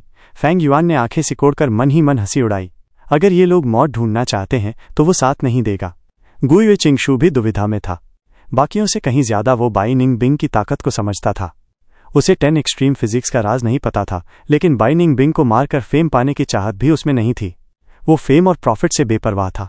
गुई बो ने उसे कभी क्लान हेड बनाने की तैयारी की थी, पर उसने वो पद स्वेच्छा से फैंग झेंग को सौंप दिया। उसका असली ध्यान क्लान के हित में था। बाई विलेज का उभार पूरी तरह बाई निंगबिंग की वजह से है। अगर हमने उसे मार दिया तो हमारा गुई क्लैन चिंग माओ माउंटेन का नंबर 1 बना रहेगा। भले ही बाई निंगबिंग रैंक 3 गु मास्टर है, पर मेरे पास वुड चाम गु है और उससे मैं उससे लड़ सकता हूँ। और अभी उसका दायां हाथ उड़ चुका है, उसे बिना हाथ के ढलने में वक्त लगेगा। ये उसकी सबसे बड़ी कमजोरी होगी, कुइंग शू ने सोचा। गुई चिंगशू की आंखों में दृढ़ निश्चय आ गया। फैंग युआन उसकी शक्ल लगातार देख रहा था और तुरंत समझ गया कि उसने क्या ठाना है। अगर गुई चिंगशू वुड चाम गु को पूरी ताकत से चलाए तो वो आम रैंक 3 गु मास्टर से कहीं ज्यादा ताकतवर हो जाएगा, यहां तक कि स्तर पार करके लड़ भी सकता है। लेकिन उसका मुकाबला northern dark ice soul physique वाले बाई निंगबिंग से है। ये लड़ाई आसान नहीं होगी। चूंकि बाई निंगबिंग अपने कल्टीवेशन को दबा सकता है, तो अब उसके पास वक्त है कि वो रिस्ट्रिक्शन हटा दे और फिर से रैंक 3 पर पहुंच जाए। बर्फ में उसे यही मौका मिल रहा है, और जब वो बाहर निकलेगा तो जरूर रैंक 3 गु मास्टर होगा। बाई निंगबिंग बेहद प्रतिभाशाली था और फैंग युआन को भी उसकी ताकत का मुकाबला करने में बाहरी मदद लेनी पड़ी थी, वो भी जब उसका कल्टीवेशन रैंक 2 पर दबा था। अब अगर वो रैंक 3 पर आ गया तो उसकी लड़ाई की ताकत कई गुना बढ़ जाएगी। और चूंकि उसका हाथ उड़ाने में फैंग युआन का ही हाथ था, तो लड़ाई शुरू होते ही उसकी निर्दयी प्रवृत्ति सीधा फैंग युआन को निशाना बनाएगी। ऊपर से फैंग युआन को चिंता थी कि वो अपनी असली ताकत गुई चिंगशू के सामने उजागर नहीं करना चाहता था। इसलिए उसने तुरंत अपनी राय साफ की और बैटलफील्ड छोड़कर चला गया, बाकियों की रोक टोक अनसुनी करते हुए। वो सचमुच चला गया? कितना डरपोक है। अच्छा हुआ। अगर वो बीच में पड़ता तो शायद हमारी टीम वर्क बिगड़ जाती। हा, मुझे सच में डर लग गया था जब मैंने उसे बाई निंगबिंग का पीछा करते देखा। अब तो वही निकला वो डरपोक जो गू बैटल कंपटीशन में हार मान गया था। छोड़ो, हर किसी की अपनी एम्बिशन होती है। कम से कम उसने हमें बाई निंग बिंग के बारे में इन्फॉर्मेशन देकर मदद तो की, और वो क्लैन को भी बता देगा जिससे रीइंफोर्समेंट्स भेजी जाएंगी। चिंगशू ने जाते हुए फैंग युआन को देखा और भौहें सिकोड़ लीं। ग्रुप लीडर, आप बेवजह अच्छे बन रहे हैं। फैंग युआन जैसे डरपोक के लिए सफाई देने की जरूरत नहीं। सही है, भले ही वो फैंग जेंग का बड़ा भाई है, लेकिन मेरे हिसाब से एक जमीन है तो दूसरा आसमान। मैंने तो अब फैंग युआन से बात करना ही छोड़ दिया है। फैंग जेंग का चेहरा लाल हो गया, उसे फैंग युआन के भाग जाने पर शर्म महसूस हो रही थी। फांग जेंग, तुम भी निकल जाओ, अचानक गुए शिंगशू बोला। फांग जेंग की आंखें फैल गईं। क्लान का इकलौता अ ग्रेट टैलेंट तुम हो, हम तुम्हें खो नहीं सकते। बाई निंग बिंग ने हाथ खोया है, लेकिन अगली लड़ाई बहुत खतरनाक होगी। क्लान के लिए हम मर सकते हैं, लेकिन तुम नहीं मर सकते। बाकी चारों बहुत प्रभावित हुए। बहुत सही कहा। हंसी की आवाज गूंजी और एक बूढ़ा गू मास्टर सामने आ गया। Lord Elder. फांग जेंग ने तुरंत प्रणाम किया। उसने उसे पहचाना, वो बहुत वरिष्ठ क्लैन एल्डर था। एल्डर पास आया और गुए चिंगशू को देखकर बोला, गुएबो ने वाकई एक बढ़िया अडॉप्टेड सन पाला है। ऐसी जान लड़ा देने वाली भावना के साथ अगर हमारे गुए क्लैन के लोग खड़े होंगे तो हमें बढ़ने से कौन रोक सकता है। फैंग जेंग अभी छोटा था और वांग एर के हत्या प्रयास के बाद क्लैन ने एक एल्डर को हमेशा उसकी सुरक्षा के लिए भेजा था। फांग जेंग, तुम्हें लड़ाई में हिस्सा लेने की जरूरत नहीं है, पर दूर से ऑब्जर्व कर सकते हो। ये बाई निंग बिंग ही तो है। सुना था इसकी ताकत एल्डर जैसी है। अब तो लगता है कि ये बस एक बच्चा है। कितना बैटल एक्सपीरियंस होगा इसका। अपना ही हाथ उड़ाना कितना बचकाना है, एल्डर ने तिरस्कार से कहा। गुयुए चिंगशू अपने विचार पर अड़ा रहना चाहता था, लेकिन एल्डर के फैसले का विरोध करना सही नहीं होता। एक जूनियर होने के नाते उसे एल्डर्स का सम्मान करना ही था। बाई निंग बिंग को बर्फ से निकलने में जितना समय लगेगा सबने सोचा था, उससे भी बहुत जल्दी उसने निकलकर सबको हैरान कर दिया। तेज आवाज के साथ बर्फ का क्रिस्टल चटकने लगा, दरारें और गहरी होती गईं, जब तक कि वो अंदर से पूरी तरह टूटकर बिखर नहीं गया। गुयुए किंगशू, गुए युए याओ होंग और बाकी लोग, कुल मिलाकर 5 जन, उसे चारों तरफ से घेर चुके थे। गुयुए फांग झेंग पहाड़ की ढलान पर दूर खड़ा था, ऊंचाई से लड़ाई देख रहा था और साथ ही चौकन्ना भी था। अगर बाई कबीले के गू मास्टर प्रकट होते तो उसे तुरंत चेतावनी देनी थी। बाई निंग बिंग, तुमने हमारे कबीले के गू मास्टर्स को मार डाला, 3 कबीले के गठबंधन को खुलेआम तोड़ दिया। खून का बदला खून लेना ही प्राकृतिक नियम है। अब क्या कहना है तुम्हारे पास? कबीले के बुजुर्ग ने घमंडी अंदाज में कहा। बाई निंग बिंग ने उसकी ओर ध्यान ही नहीं दिया। वो चुपचाप अपने दाहिने हाथ को घूरता रहा। उसका बायां हाथ बेकार में हवा में लहराता रहा, जैसे किसी चीज को पकड़ने की कोशिश कर रहा हो जो वहां थी ही नहीं। उसका माथा सिकुड़ गया, चेहरा पानी जैसा उदास हो गया और उसकी आंखों के बीच बिजली चमकने लगी। असल में मुझे मेरा दायां हाथ गंवाना पड़ा। उस आदमी का नाम फांग युआन है ना? शियोंग ली और किंगशू की बातें सुनकर उसे अब फांग युआन का नाम पता चल चुका था। धीरे धीरे बड़बड़ाते हुए बाई निंग बिंग की नीली क्रिस्टल जैसी आंखों में बेहद ठंडी और निर्मम हत्या की इच्छा चमक उठी। उसके शरीर से रैंक 3 गू मास्टर का दबाव निकल रहा था। जैसे फांग युआन ने पहले ही अनुमान लगाया था, बाई निंग बिंग अपनी कल्टीवेशन को दबा सकता था, वैसे ही वो उसे मुक्त भी कर सकता था। बस पिछली लड़ाई में उसके पास इतना समय नहीं था कि वो बंधन खोल पाता। अब उसके अपर्चर में रैंक 3 का सफेद चांदी जैसा प्राइमीवल एसेंस पूरा भर चुका था। ये घना प्राइमीवल एसेंस उसके अपर्चर की दीवारों पर भारी दबाव डाल रहा था। बाई निंग बिंग जानता था कि वो विनाश की ओर बढ़ रहा है। गू मास्टर का अपर्चर प्राइमीवल एसेंस पैदा करता है और वही प्राइमीवल एसेंस अपर्चर को पोषण देता है। असलियत ये थी कि जब तक प्राइमीवल एसेंस अपर्चर में मौजूद है, तब तक वो अपर्चर को किसी न किसी तरह पोषण देता रहता है। हालांकि इसका असर बहुत ज्यादा नहीं दिखता, उस गू मास्टर के सक्रिय रूप से पोषण देने से कहीं कम। ये उसी तरह था जैसे शांत समुद्र का पानी भी किनारे की चट्टानों को धीरे धीरे घिसता रहता है, लेकिन उसकी तुलना में लहरों का टकराना कहीं ज्यादा असर डालता है। लेकिन northern dark ice soul physique वाले गू मास्टर के लिए रैंक 3 पर पहुंचने के बाद भले ही वे प्राइमीवल एसेंस खर्च न करें, फिर भी अगर प्राइमीवल एसेंस अपर्चर में मौजूद है तो उसका असर ऐसा होता है जैसे वे उसे सक्रिय रूप से पोषण दे रहे हों। यही राज था northern dark ice soul physique की तेज कल्टीवेशन गति के पीछे।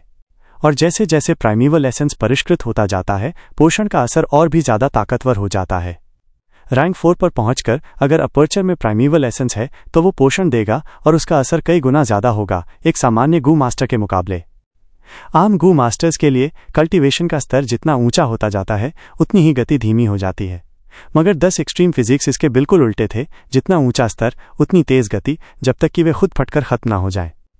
मानो कोई आदमी ऊंचाई से गिर रहा हो, उसकी गिरने की मुद्रा और स्थिति पर निर्भर करता है कि वो और तेज गति से नीचे गिरेगा, मगर अंत में जमीन पर टकराकर बुरी तरह मर जाएगा। एक्सट्रीम फिजिक्स का कल्टीवेशन तरीका वही था, सबसे ऊंचाई से, सबसे अनुकूल परिस्थिति में गिरना और सबसे तेज गति से नीचे जाना। उनकी चमक बस अस्थायी थी, जैसे टूटता हुआ तारा आसमान में चमकता है और फिर वातावरण में जलकर पूरी तरह मिट जाता है। पहले बाई निंग बिंग ने अपना सफेद चांदी प्राइमेवल एसेंस को लाल इस्पात प्राइमेवल एसेंस में बदल दिया था इसी कारण से, लेकिन अब उसका अपर्चर फिर से सफेद चांदी प्राइमेवल एसेंस से भर चुका था। हर पल उसकी कल्टीवेशन बढ़ रही थी। मुझे सफेद चांदी प्राइमेवल एसेंस का इस्तेमाल करने पर मजबूर कर दिया, यहां तक कि फ्रॉस्ट डीमन गू की बलि भी देनी पड़ी। आखिर फांग युआन कहाँ है? बाई निंग बिंग की हत्या की इच्छा और भी गहरी हो गई। उसकी नीली आंखें चारों ओर घूमी, मगर उसे फांग युआन का कोई निशान नहीं मिला। फ्रॉस्ट डीमन गू रैंक 3 का गू था, जिसे उसने 3 बार असफल होने के बाद और ढेर सारे साधन खर्च करने के बाद काबू किया था। अब वो नष्ट हो गया, ये वाकई बहुत बड़ा नुकसान था। हालांकि बाई निंग बिंग रैंक 3 का था, लेकिन ये हाल ही में हुआ था। कबीले की मदद होते हुए भी वो सारे साधन अकेले नहीं ले सकता था। उसके पास सिर्फ 2 रैंक 3 गू थे। अब फ्रॉस्ट डीमन गू चला गया तो बस ब्लू बर्ड आइस कॉफिन गू ही बचा था। जितना वो सोचता गया उतना ही उसे गुस्सा आता गया। बचपन से लेकर अब तक उसने कभी इतनी बड़ी हानि नहीं झेली थी। अगर फांग युआन सामने होता तो वो पागलों की तरह हमला करता और उसे कोई रोक नहीं पाता। बाई निंग बिंग की अनदेखी से गुई ये कबीले के बुजुर्ग का अपमान हुआ। घमंडी लड़के, मेरी मून ब्लेड स्लैश खा, उसने चिल्लाते हुए छलांग लगाई। बाई निंग बिंग का बायां हाथ लहराया और उससे निकली बर्फीली हवा से एक लंबा आइस ब्लेड बन गया। पहले जो आइस ब्लेड वो बनाता था उसकी लंबाई बस 1 मीटर होती थी, अब वो 2 मीटर का हो गया था और उसकी धार कहीं ज्यादा तेज और बर्फ की ताकत भी गहरी थी। छिन कबीले के बुजुर्ग ने दोनों हाथ उठाए जिनमें चांदनी चमक रही थी। उन्होंने आइस ब्लेड से टकराकर एक धातु जैसी आवाज निकाली, मगर उनके चेहरे पर हैरानी थी। उन्होंने एक कदम पीछे लिया, फिर दोनों हथेलियों को साथ लाकर वार किया। Golden moon slash. एक घुमावदार चांद जैसी धार 1 मीटर से भी लंबी सुनहरी चमक लिए बेहद दबंग आभा के साथ आगे बढ़ी। सुनहरी चांदनी बाई निंग बिंग के सफेद चेहरे पर पड़ी। वो हंसा और अपने आइस ब्लेड को उठाकर सीधा सामने से भिड़ गया। छन्नाक। मून ब्लेड और आइस ब्लेड टकराए। सुनहरी चांदनी गायब हो गई और आइस ब्लेड छोटे छोटे टुकड़ों में बिखर गया। क्या ये रैंक 3 गू मास्टर्स की लड़ाई है? वाकई बहुत ताकतवर। न सिर्फ आइस ब्लेड बल्कि वो गोल्डन मून भी। मैं तो इन्हें रोक ही नहीं सकता। दूर खड़ा फांग झेंग आश्चर्य से देख रहा था। उसकी जानकारी बहुत कम थी। ये कैसे हो सकता है? रैंक 2 का आइस ब्लेड गू मेरे रैंक 3 मून हैंड ब्लेड और गोल्डन मून को भी रोक ले। कबीले का बुजुर्ग आंखें फाड़कर चिल्लाया। Northern dark ice soul physique ice Gu को बढ़ाने का असर देता था, जो पानी प्रकार का एक रूप था, और ये असर कल्टीवेशन बढ़ने पर और भी ताकतवर हो जाता था। रैंक 3 पर बाई निंग बिंग रैंक 2 के गू को रैंक 3 की ताकत से इस्तेमाल कर सकता था, और रैंक 4 पर अगर वो रैंक 4 का गू इस्तेमाल करे तो उसका असर रैंक 5 से भी आगे निकल सकता था। पहले उसने अपनी कल्टीवेशन दबाई हुई थी ताकि बस प्राइमेवल एसेंस की रिकवरी का असर रहे, मगर अब जब उसने अपनी सीमा हटा दी और रैंक 3 पर वापस आ गया, तब northern dark ice soul physique की असली ताकत सामने आने लगी। बूढ़े, तुम्हें बहुत कुछ पता ही नहीं है। बाई निंग बिंग के कदम रुके। उसने आइस ब्लेड को क्षैतिज पकड़ा और घूमना शुरू किया। हु। तेज हवा की आवाज उसके चारों ओर गूंजने लगी। वो और तेजी से घूमता गया। हाउल। हवा जैसे किसी जानवर की दहाड़ बन गई। कुछ ही क्षणों में 5 मीटर लंबा तलवारों का तूफान तैयार हो गया। सफेद रंग की बवंडर जैसी आंधी बाहर निकली। पास खड़े लोग सन्न और सुन्न पड़ गए। जल्दी बचो, बुजुर्ग ने देखते ही तुरंत पीछे हटना बेहतर समझा। लेकिन बाकी रैंक 2 गू मास्टर्स समय पर बच नहीं पाए। आइस प्लेट का तूफान 3 गुना गति से उन पर टूट पड़ा। 2 गू मास्टर्स जैसे ही उसमें फंसे, उनकी चीखें वहीं रुक गईं। कुछ ही सेकंड में वे बारीक टुकड़ों में कटकर मर गए। बचाओ, गुई युई याओ होंग चीख पड़ी जब उसने देखा कि वो भी तूफान में समाने वाली है। Green wine GU। गुया यू किंग शू ने हरे बेल निकाल दिए जो सांपों की तरह याओ होंग की कमर पर लिपट गए। वो उसे खींचकर वापस लाने ही वाला था कि आइस ब्लेड का तूफान उस पर टूट पड़ा और उसे निगल गया। Swish swish swish. Ice blades ने तुरंत काम कर दिखाया। याओ होंग 5-6 टुकड़ों में कट गई। बर्फीली हवा ने उसके खून को जमने पर मजबूर कर दिया। कुछ ही पलों बाद उसके वे टुकड़े और भी छोटे हो गए। हथेली भर के जमा हुए शव के टुकड़े बन गए। याओ होंग। किंग शू की आंखों में शोक छा गया। बहन याओ होंग। ढलान पर फांग झेंग ये भयानक दृश्य देखकर सह नहीं पाया। वो जमीन पर घुटनों के बल बैठ गया। आंखों से आंसू बह निकले। धत तेरी स्टील षटगु। कबीले के बुजुर्ग ने गहरी सांस भरी और उसका शरीर काले प्रकाश में ढक गया, मानो इस्पात का कवच पहन लिया हो। उसने दोनों हाथों से चेहरा ढका और तेज कदमों से बर्फीले तूफान में घुस गया। छिनक छिनक छिनक। कुछ ही सांसों में आइस ब्लेड्स ने उसके शरीर पर लगातार प्रहार किए। धातु जैसी आवाजें निकली। कुछ पल बाद तूफान थम गया। बाई निंगबिंग और कबीले का बुजुर्ग आमने सामने खड़े थे। बूढ़े, तुम मौत को न्योता दे रहे हो। बाई निंगबिंग की नीली आंखें और भी शुद्ध हो गईं। उसकी सफ़ेद बाल और सफ़ेद कपड़े ठंडी हवा में लहराते रहे। उसके बाएं हाथ का आइस ब्लेड पहले ही टूट चुका था, मगर उसका टुकड़ा बुजुर्ग के दिल में धंस चुका था। कबीले का बुजुर्ग अपने सीने की ओर देखने लगा। उसके मुंह से बेबस और स्तब्ध आवाज निकली। बाई निंगबिंग ने हाथ छोड़ दिया, आइस ब्लेड को गिरने दिया और आगे बढ़ गया। उसके पीछे बुजुर्ग का चेहरा हल्की नीली बर्फ से ढक गया और कुछ ही देर में वो जमीन पर गिर पड़ा, कभी न उठने के लिए। दूर से फांग झेंग ने यह दृश्य देखा। उसकी आंखें सुई की नोक जितनी सिकुड़ गईं। उसके पूरे शरीर में डर समा गया। ये तो उसकी कल्पना से परे था। एक बड़े रैंक 3 कबीले के बुजुर्ग की ऐसी मौत। ये बाई निंगबिंग कितना ताकतवर है। फांग युआन कहाँ है? मुझे बता दो तो मैं तुम्हें आराम से मरने दूंगा। बाई निंगबिंग किंगशू की ओर बढ़ता गया। बाई निंगबिंग। किंगशू ने गहरी सांस ली, बगैर डर के उसकी ओर देखा। तुम और मैं 10 से भी ज्यादा बार लड़ चुके हैं। तुम और ताकतवर हो गए हो। अब मुझे मानना पड़ेगा कि तुम मुझसे आगे निकल गए हो, मगर तुम्हारी ताकत मुझे मेरे कबीले के लोगों के साथ विश्वासघात करने पर मजबूर नहीं कर सकती। आओ लड़ो मुझसे। सिर्फ तुम? हाँ। बाई निंगबिंग ने तिरस्कार से हंसकर कहा। उसने पीछे मुड़कर फांग झेंग की ओर देखा। भौं चढ़ाई। क्या वो फांग युआन का भाई है? किंगशू का चेहरा बदल गया। वो तुरंत आगे बढ़ा और रास्ता रोक दिया। उससे झगड़ा करने का सोचना भी मत। बाई निंगबिंग का चेहरा सख्त हो गया। तुम काफी दिलचस्प प्रतिद्वंद्वी हो। तुम्हें जिंदा रखना मेरी जिंदगी में थोड़ा रंग भर सकता है, लेकिन मेरा मूड बहुत खराब है। मेरी सहनशीलता की परीक्षा मत लो। अच्छा बताओ, फांग युआन किस दिशा में गया? किंगशू ने उसे सीधे अपने कर्मों से जवाब दिया। उसने आंखें बंद की, फिर खोली। तो गाइस, इसी के साथ आज का एपिसोड यहीं पर खत्म होता है। अगर आपको कहानी पसंद आया हो तो एक प्यारा सा कमेंट और वीडियो को लाइक जरूर कर देना। और हाँ, सब्सक्राइब करके जुड़ जाओ मैक्स मांगा एक्सप्लेन से। बेल आइकन भी ऑन कर लेना ताकि कोई भी अपडेट मिस ना हो। कल फिर मिलेंगे अगले एपिसोड के साथ। तब तक के लिए अपना ख्याल रखना। जय हिंद।